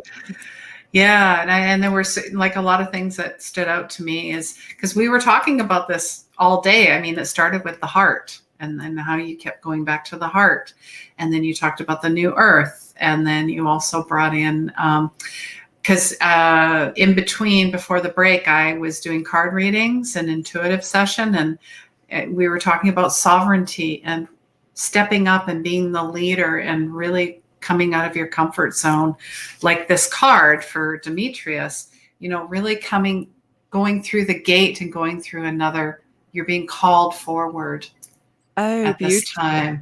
Yeah. So, and so relevant for the times that we're in. Absolutely. So it's just, the 3 cards that I pulled were, about being quiet and still, and then also being a watcher, being the observer. Instead of getting to all these things around us that pull our power, our energy away. Right, which is what we were talking about on the other live we did. So it's all really tying in. Lots of divine synchronicities coming up there. It is. Madeline is just saying, thank you so much, Julia. I felt many blessings during that process. Yeah, and we're so blessed to have you with us. It truly transformational and definitely anchored in Christ consciousness. I feel, I feel like I've got a whole new energy going on here. So this is great. Upgrades. Gotta love it. Yes, may they bless us all going forward as well. And just, we have this available for us every day at the moment. The beings of absolute light have been saying, well, from May through July, August, and there's just such a huge influx of light into the planet. So they keep on reminding people to rest and to allow them, as you said, to anchor, allow them to integrate. So, doing what you were doing and lying down and really taking the time to allow that to integrate. They just recommend so much at the moment. Yeah, well, taking the time and resting and recharging and soul self-care.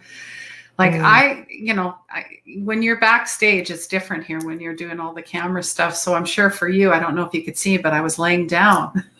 You're probably thinking, what is she doing? No, But I know you weren't here. I get it. I understand. You were doing your thing. So it was more me. I just think it's hilarious. But that's good. You do what you need to do for you, and that's allow right. yourself That's right. to enjoy your summit and take that time to really allow it to be an enriching experience for you, as well as so enriching for all the participants too. Yeah, really taking the time to honor ourselves and just do it. Just enjoy, be present. Now I always ask, and I think you have a gift or something you'd like to leave with our guests, or at least maybe a link to your site, or what would you like to do? Yes, I don't actually have the link for the gift right at this moment. Sorry, I didn't No, prepare no worries. that. There is It's all good.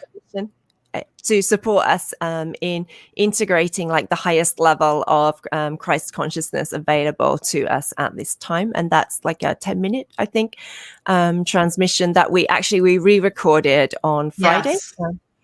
Yes. To be in alignment with this current energy coming in, as well as because the audio wasn't very good on the first recording was also part of the reason. It's all good. I mean, if you want someone to have a keyword and then you can come back in and give them the link, or you can come in after and put the link in the comments, that's completely up to you. No Yes, rush. I can do that. I can just put the link in the comments. Yeah. All right, there you go. Then you don't have to rush, and there's no one getting flustered or anything like that. So this is a pretty casual space. Just a few more comments, and I believe we have Georgie coming in to kind of wrap everything up. And Marcia's just saying, I heard the challenge is here. Just step up and take your place. Step up and take your place. Demetrius, witness, observer, watcher. Wow. Yeah, I'm glad you grabbed that out of those cards. Thank you for wrapping it up. The wow factor. Oh, gosh. Yeah. Wow. Yeah. Wow. It took me a while to catch on there, but yes, that's a real easy way to remember that. I like it. Absolutely. Oh, and of course he asked, it's up to you, but he's asking, I think he asked almost everybody about this. What is your understanding of synchronicity and serendipity? I think it's available to us all the time. And the more that we step into the flow of who we are in our truth and of embodying that, the more of it that we see coming in.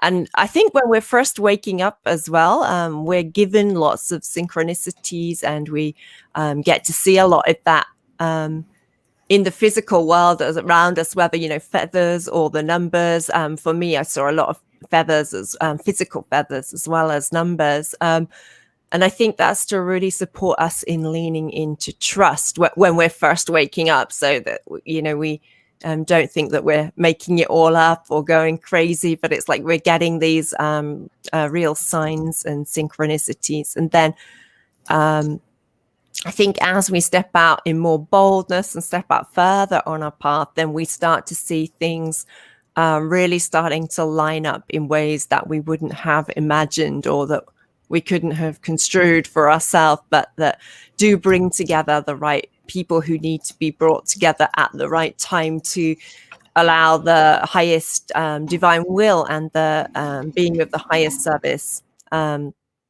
to the divine and to humanity's ascension timeline, and Christed consciousness opening up at this time. Those people are brought together by ourselves as well, I believe, on a higher self level, but by the divine, so that we can be of greater support. So I feel that yes, it works in many wondrous and miraculous and beautiful and magical ways, and is always there as a support for us, as a confirmation for us, and also in supporting us in bringing out and sharing our light in ways that are of greater support to the whole.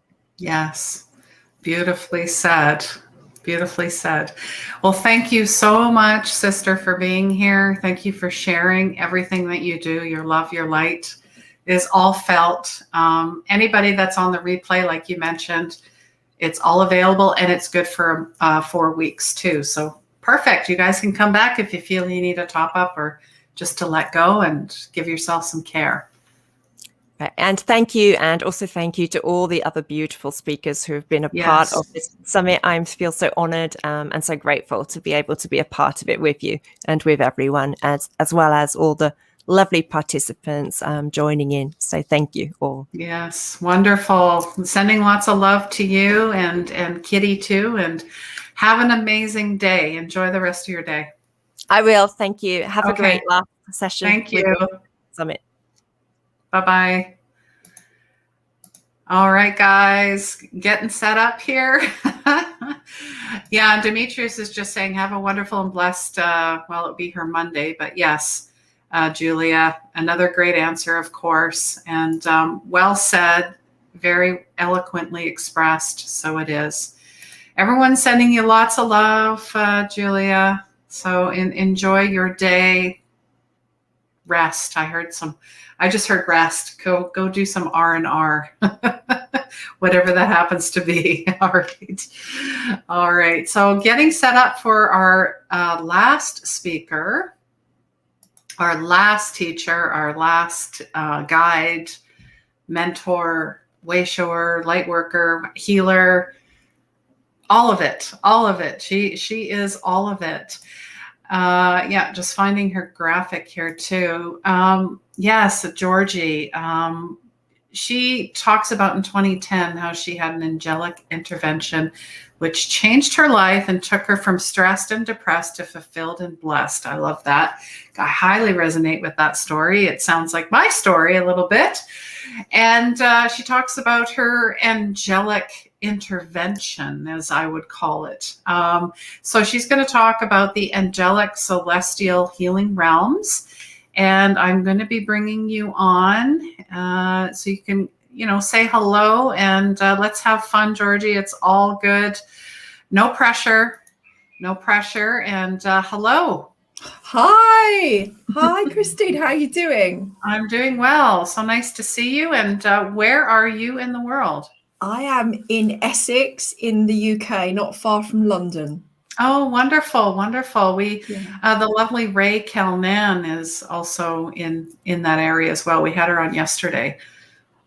Funny enough, she's going to be on my show in a few weeks' time. Oh, look at that. That's how I'm here. It was Ray that told me about this wonderful summit that you've organised. Thank you so much for organising this, because I know it takes a lot of energy and commitment to be able to pull off something like this. Well, it's not me. It's divine channeling. No. You still got to put the time and effort. Yeah, in. I know. I'm being silly. Silly. You're saying exactly what I would say, actually. It's like we're two peas in a pod. We're just too humble. Sometimes we have to say, yeah, you know what? I am amazing and I'm doing stuff here. Thank you. All right. Well, thank you so much. If you just maybe want to introduce yourself a little bit, Sure. A little bit of your story, and it looks like you have about half an hour, 20 minutes to half an hour, because I don't know if you want to answer any questions that people might have. I'm happy to answer questions rather. Yes. I'm happy to sing live. I'm happy to do whatever is meant to happen tonight. So I'll start off with my angel intervention. I'd gone through, actually no, I'm going to go pre-angel intervention. Okay. I'm going to go before that. I have a singing background, and I'd never considered myself a songwriter, but my friend gave me a song title, Mary Me. And she said, it means mother me. Mary means mother. And it's going to be healing for the inner child. So I sort of laughed at her and said, I'm not a songwriter. I sing, but I've never written a song. Anyway, 3 days later, I'd written a song. I'd written the lyrics, and I'd been working with a jazz guitarist, and it came out as a bossa nova. So it was, the original version was, you are a mother, a woman wise. So it had that sort of Latino feel. And I then, a few years down the line, had an experience with Mother Mary. I was in Brazil in John of God's, Casa de Denominacia, and Mother Mary came to me in a dream. And I have to say, I'd never had any connection with Mother Mary before, only angels. So I'd been working with angels for about 15 years at this point, but never connected with Mother Mary. Mother Mary, in this dream, put her hand on my heart. And when I woke up, I could still feel this hand and smell this fragrance from heaven. Then I had a bit of a meltdown the following year, lost my singing voice, lost part of my soul, and I was living on autopilot. I then found a spiritual circle to go to. And it was in that circle that I went into an altered state of awareness, and an angel spoke through me. The people in the circle said that I looked different. Metaphysically, it was like my hair was longer, I looked younger, and the angel gave her name as Love. And she said that she would help me heal my voice and find my voice again, and that I would then go on to help other people find their voice and help with the collective consciousness.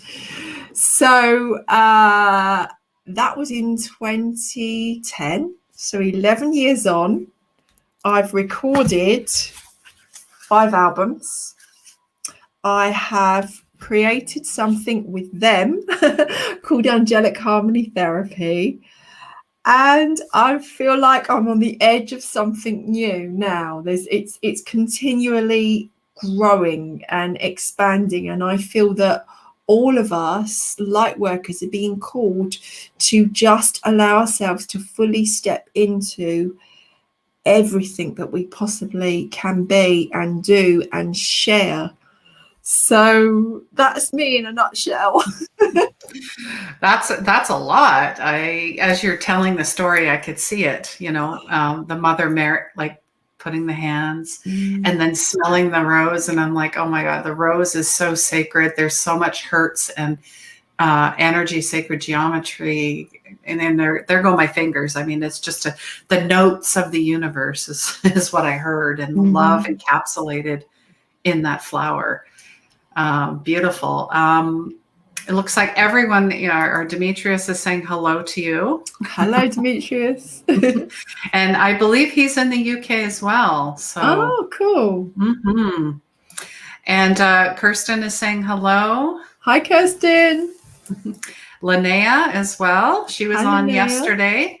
She was on yesterday talking about building your altar. And then, of course, the lovely Ray. Ray, hi. So you got lots of support here. Oh. What would you like to start with? I mean, you talk about your music, and that's just amazing.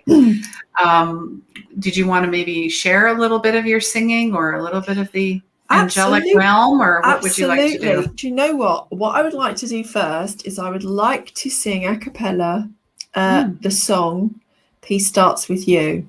I'm not like plugging albums or anything, but this is the album that I was given whilst in Medjugorje. Medjugorje is a spiritual retreat for Mother Mary, where Mother Mary appears. Oh, lovely. So I would like to bring through, first of all, the essence and love of Mother Mary, because she is the Queen of the Angels.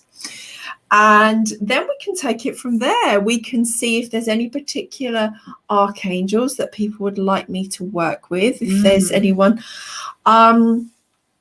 Yeah, so if that's okay, sure, go for it. Start with that. So the nearer of peace is at hand. Open your heart and understand. Peace starts with you.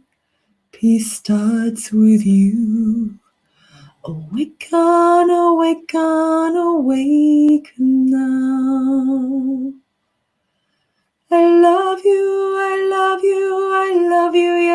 do. Ti amo, je t'aime, agapimo. I love you, I love you, I love you, yes I do.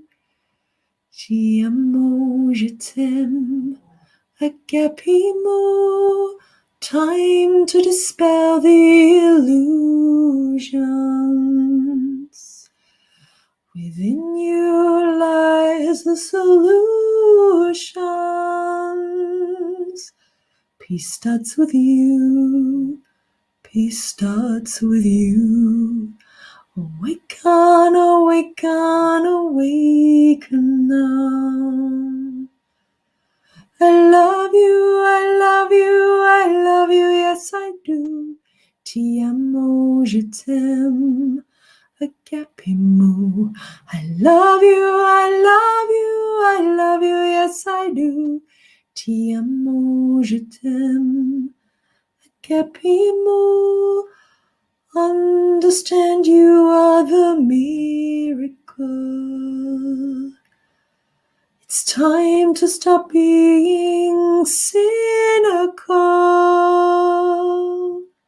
Peace starts with you. Peace starts with you. Awaken, awaken, awaken now. I love you, I love you, I love you, yes I do. Ti amo, je t'aime, agapimo. I love you, I love you, I love you, yes I do. Ti amo, je t'aime, agapimo, agapimo.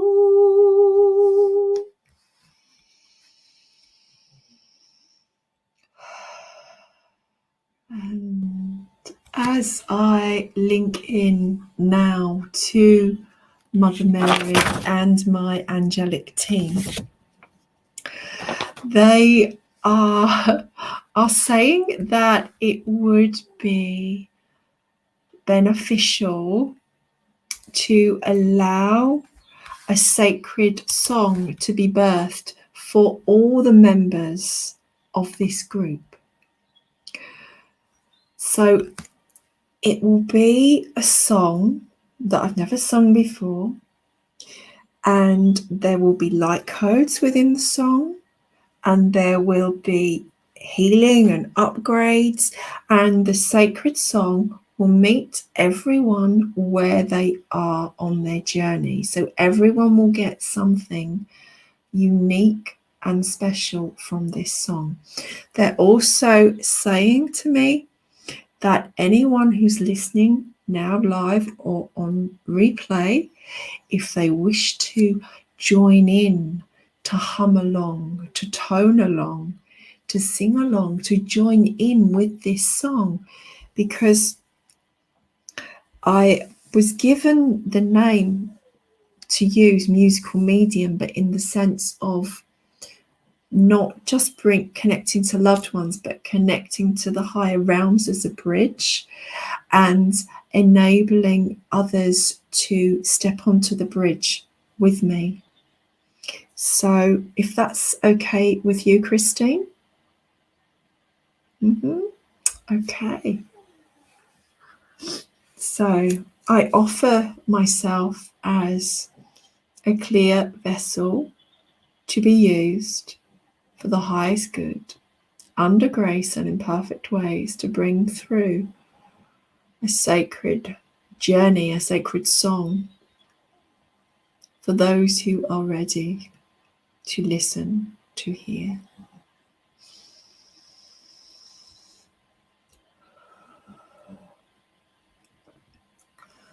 Oh, Mother, Mother, thank you, Mother, Mother, I honor you. Thank you, thank you, thank you. Mother, Mother, I love you.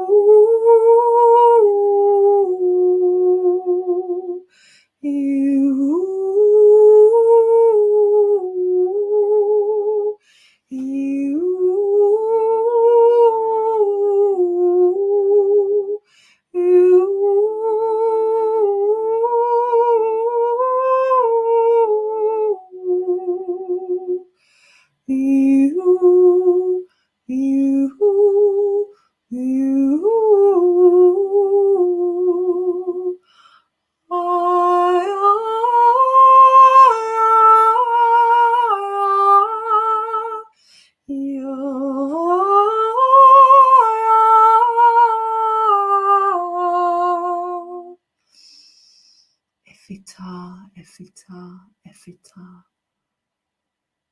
Rukutukucha malkutada shamaya, rukutukucha malkutada shamaya, rukutukucha malkutada shamaya.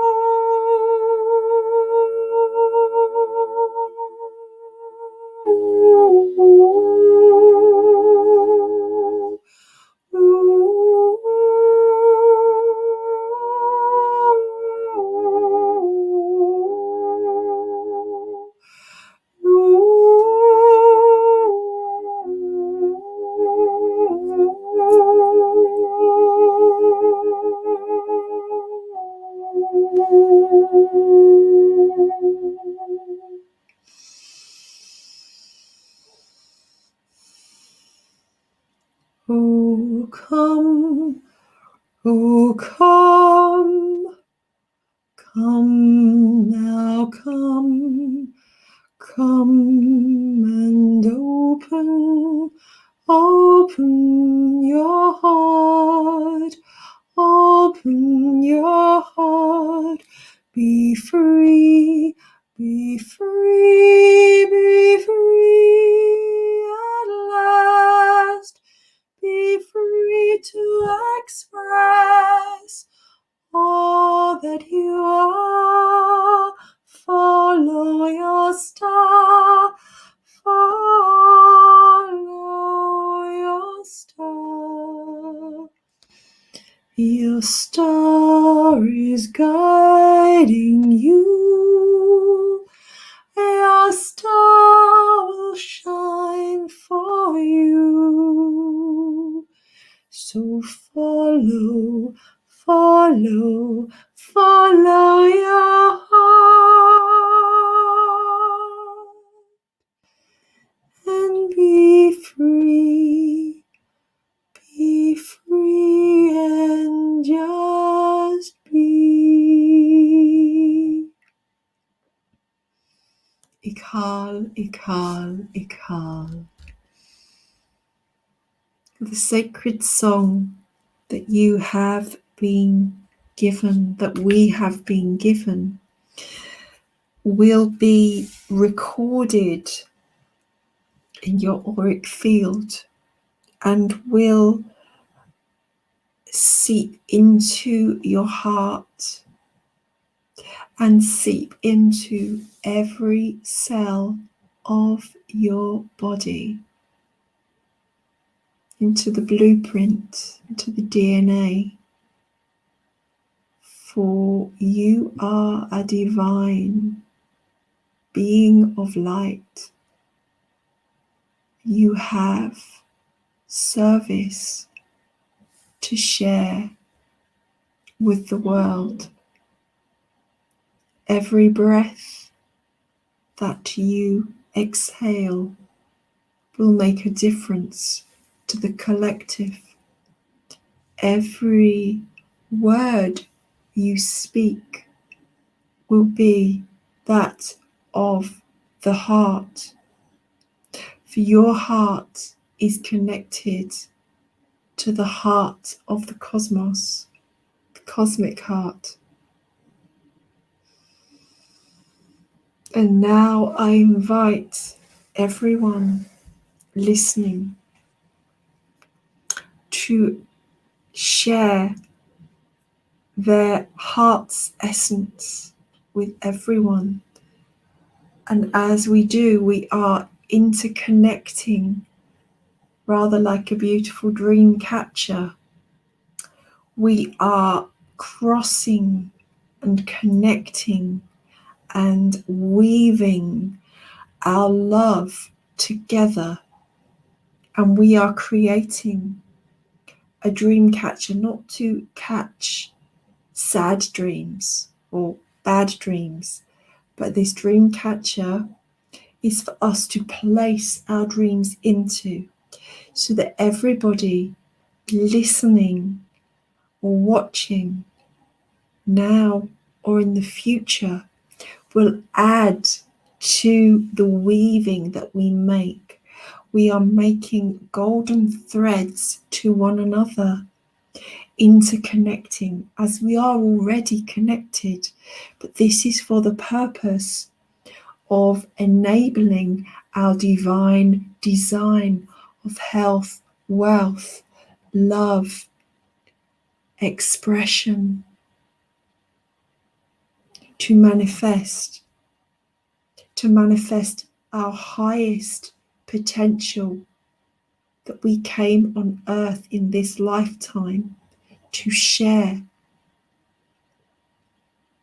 So I invite you now to place your highest dream into this dream catcher. And as I begin to channel the next melody or song or tones, these dreams will be taken up to Creator.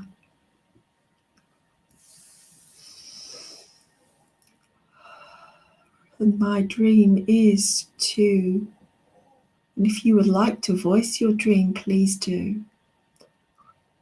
My dream is to serve Creator and the light to my fullest capabilities and allow all that Creator wishes for me to be manifest on earth in this lifetime. So be it.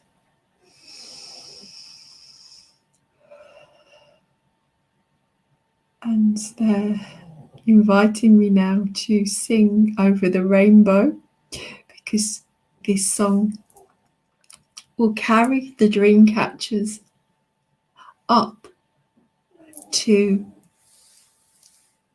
the rainbow bridge, up to Creator. And every time you listen to this, you will be reinforcing it. Somewhere over the rainbow, way up high, this land that I heard of once in a lullaby.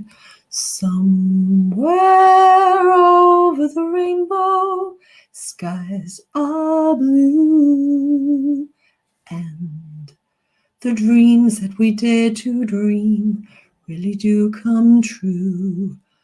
One day I'll wish upon a star and wake up where the clouds are far behind me, where troubles melt like lemon drops away above the chimney tops.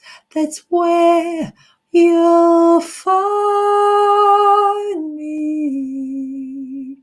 Somewhere over the rainbow, skies are blue, and the dreams that you dared to dream really do come true. And I would like to finish this now with an Aramaic blessing, a sealing. Rukutukucha Malkata de Shamaya, Rukutukucha Malkata de Shamaya, Rukutukucha Malkata de Shamaya, Ikhal, Ikhal, Ikhal.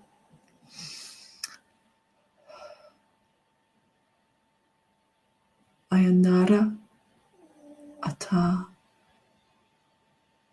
Ianaratisi Ianarashia Naratisi Ianarati Ula Naratisi Inarasha Anaratisi Ianaratisi Ianarash. And I just finished with a little bit of light language or angelic language even. So I am very much open to answering any questions. If I can answer them, I will. If I can't, I will put my hands up and say sorry. Wow, that was beautiful. Like I was transported to another place. I don't know about you guys, but you know, the mother bring. But I think it was the Over the Rainbow that brought the tear to my eye. Tears and stars and rainbows. There's a reason, you know, I think of my mom very much. Yeah. So she's in everything, but she definitely was in that song. So thank you for singing that.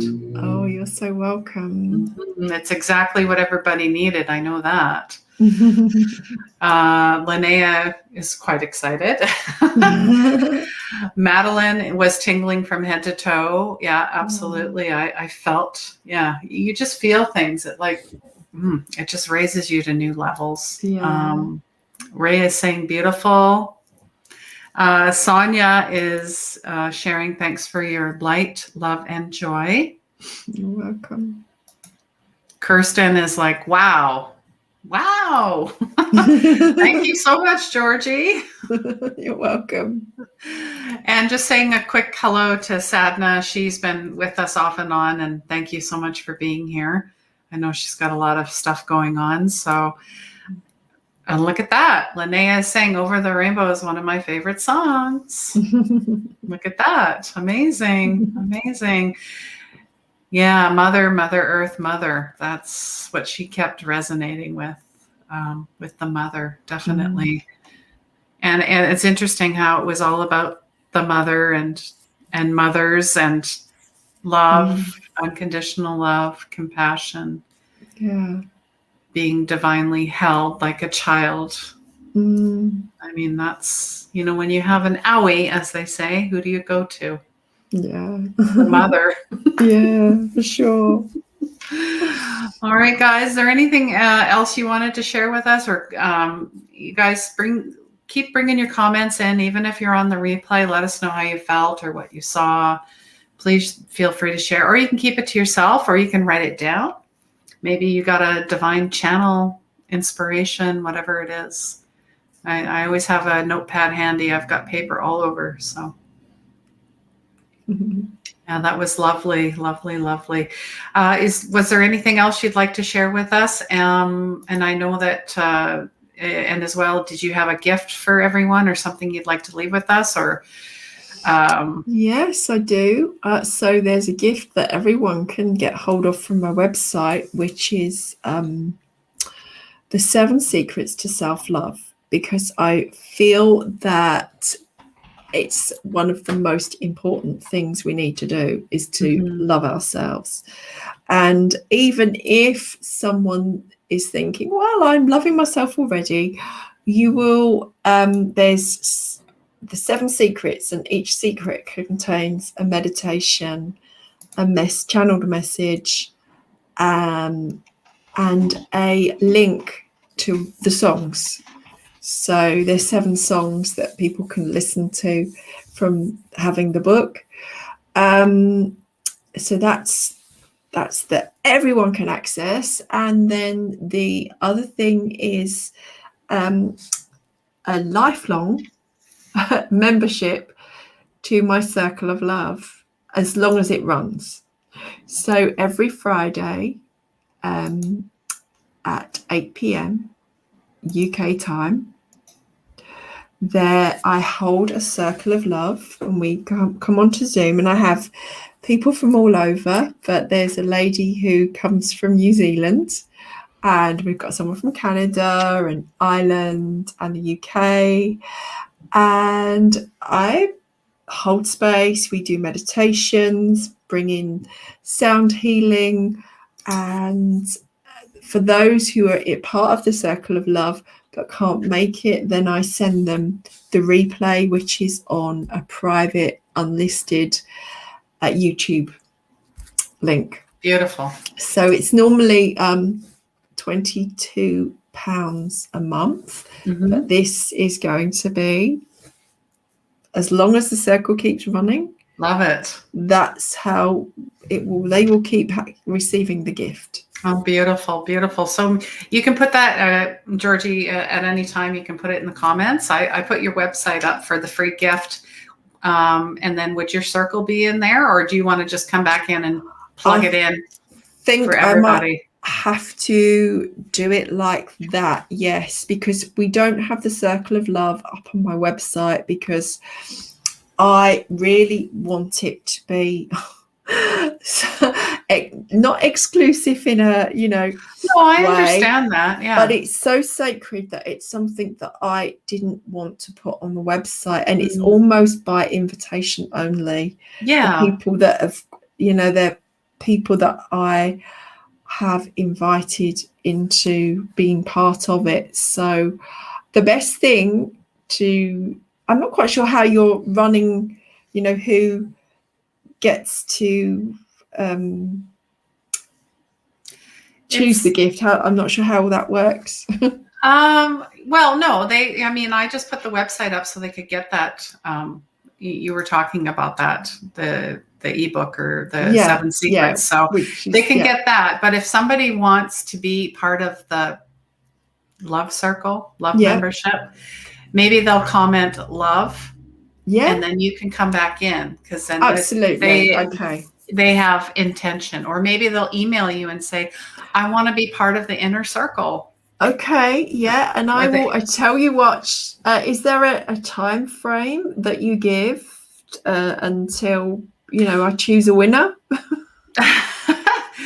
I'm giving them a week, so because I'm giving away a mentorship as well, a one-on-one mentorship. So then I will announce the winner in a week's time, so you can email me through the website and just put the word love, or you can comment on here and put the word love. Yeah, how about hashtag love? Hashtag love.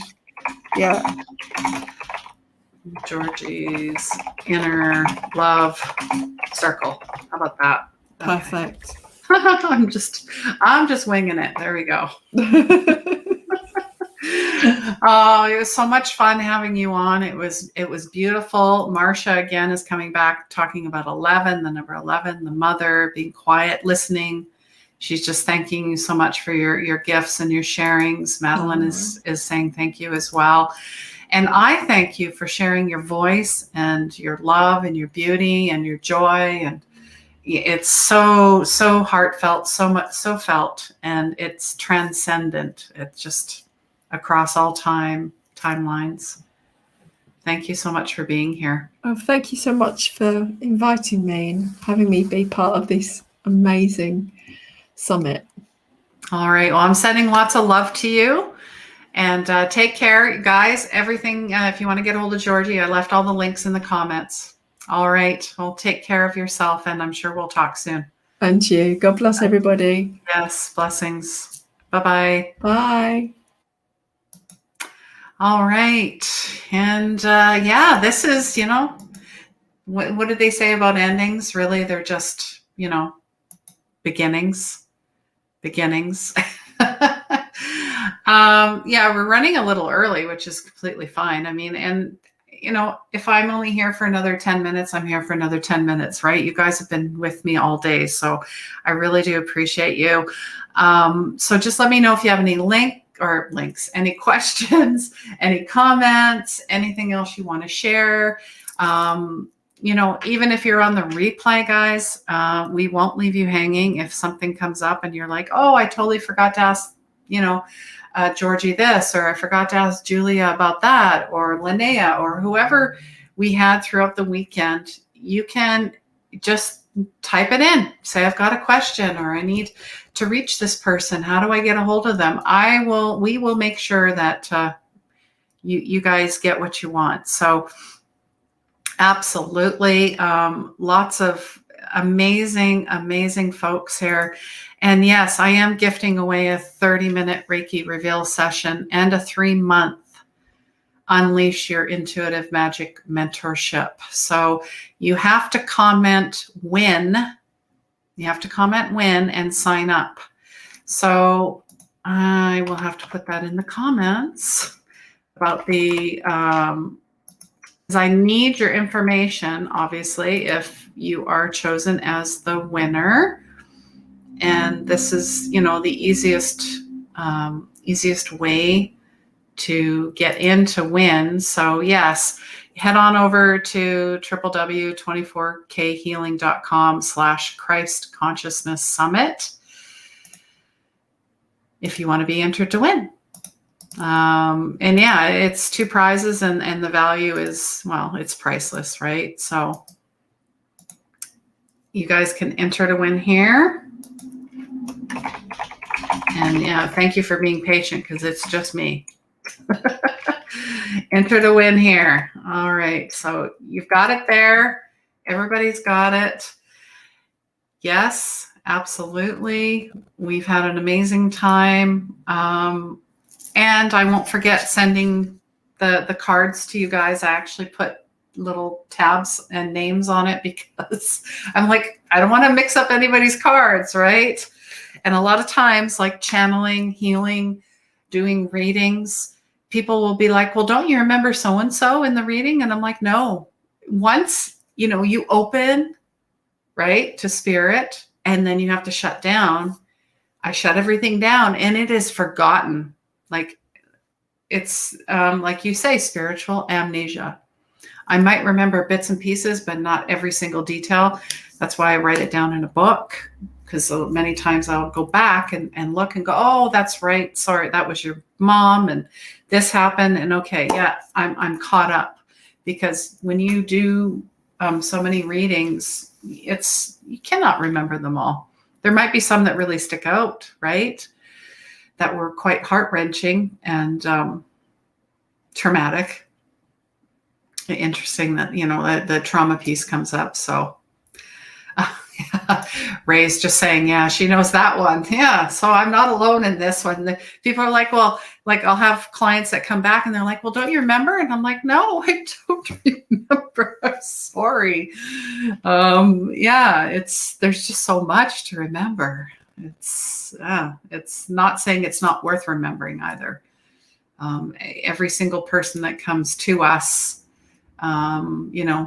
for healing or session or whatever it happens to be, prayer, is so valid, so honored, so respected, and held in absolute confidentiality and love and light. So it's all about being professional. So that's very important to me. And integrity, that's the word, integrity, doing the right thing always.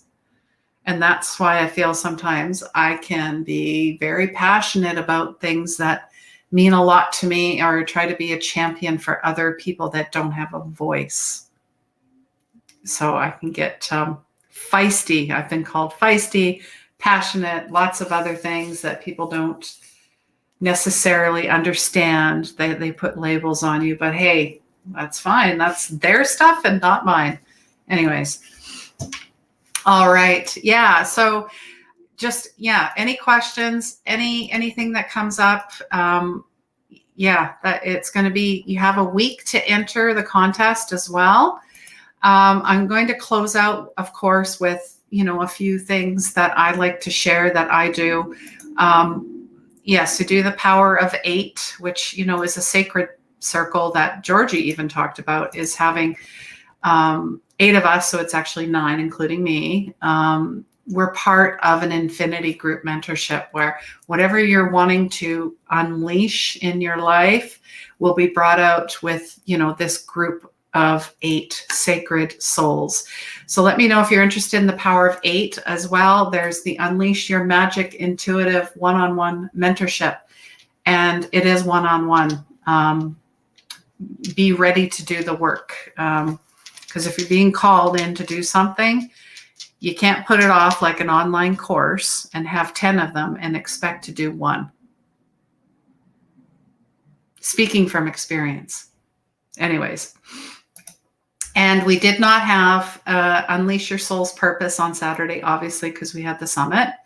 But this happens every Saturday. This is a safe space for healers, light workers, empaths, bus drivers, whatever. If you're walking in your path and you're looking for a space to share and be with other people, this is the space. This is the place. We do meditations and healings. We talk about different topics each week. There's prayer infused in there. There could be some cards, some mediumship, whatever comes up, comes up. And I just felt called to share something for free because there's so much going on, and I really feel people need a space to feel safe and seen and heard and loved and valued. Because that's what we all want at the end of the day, do we not? Let me hear an amen on that one. All right. And you can register on Facebook, the New Moon Ritual Readings and Healings, or get on my newsletter. Then you don't miss an event ever. But this is the next one coming up, June 10th. Solar eclipse, Gemini energies. And then I'm doing the full moon in Capricorn, and I'm a Capricorn, so this is going to be a interesting strawberry moon, as they call it.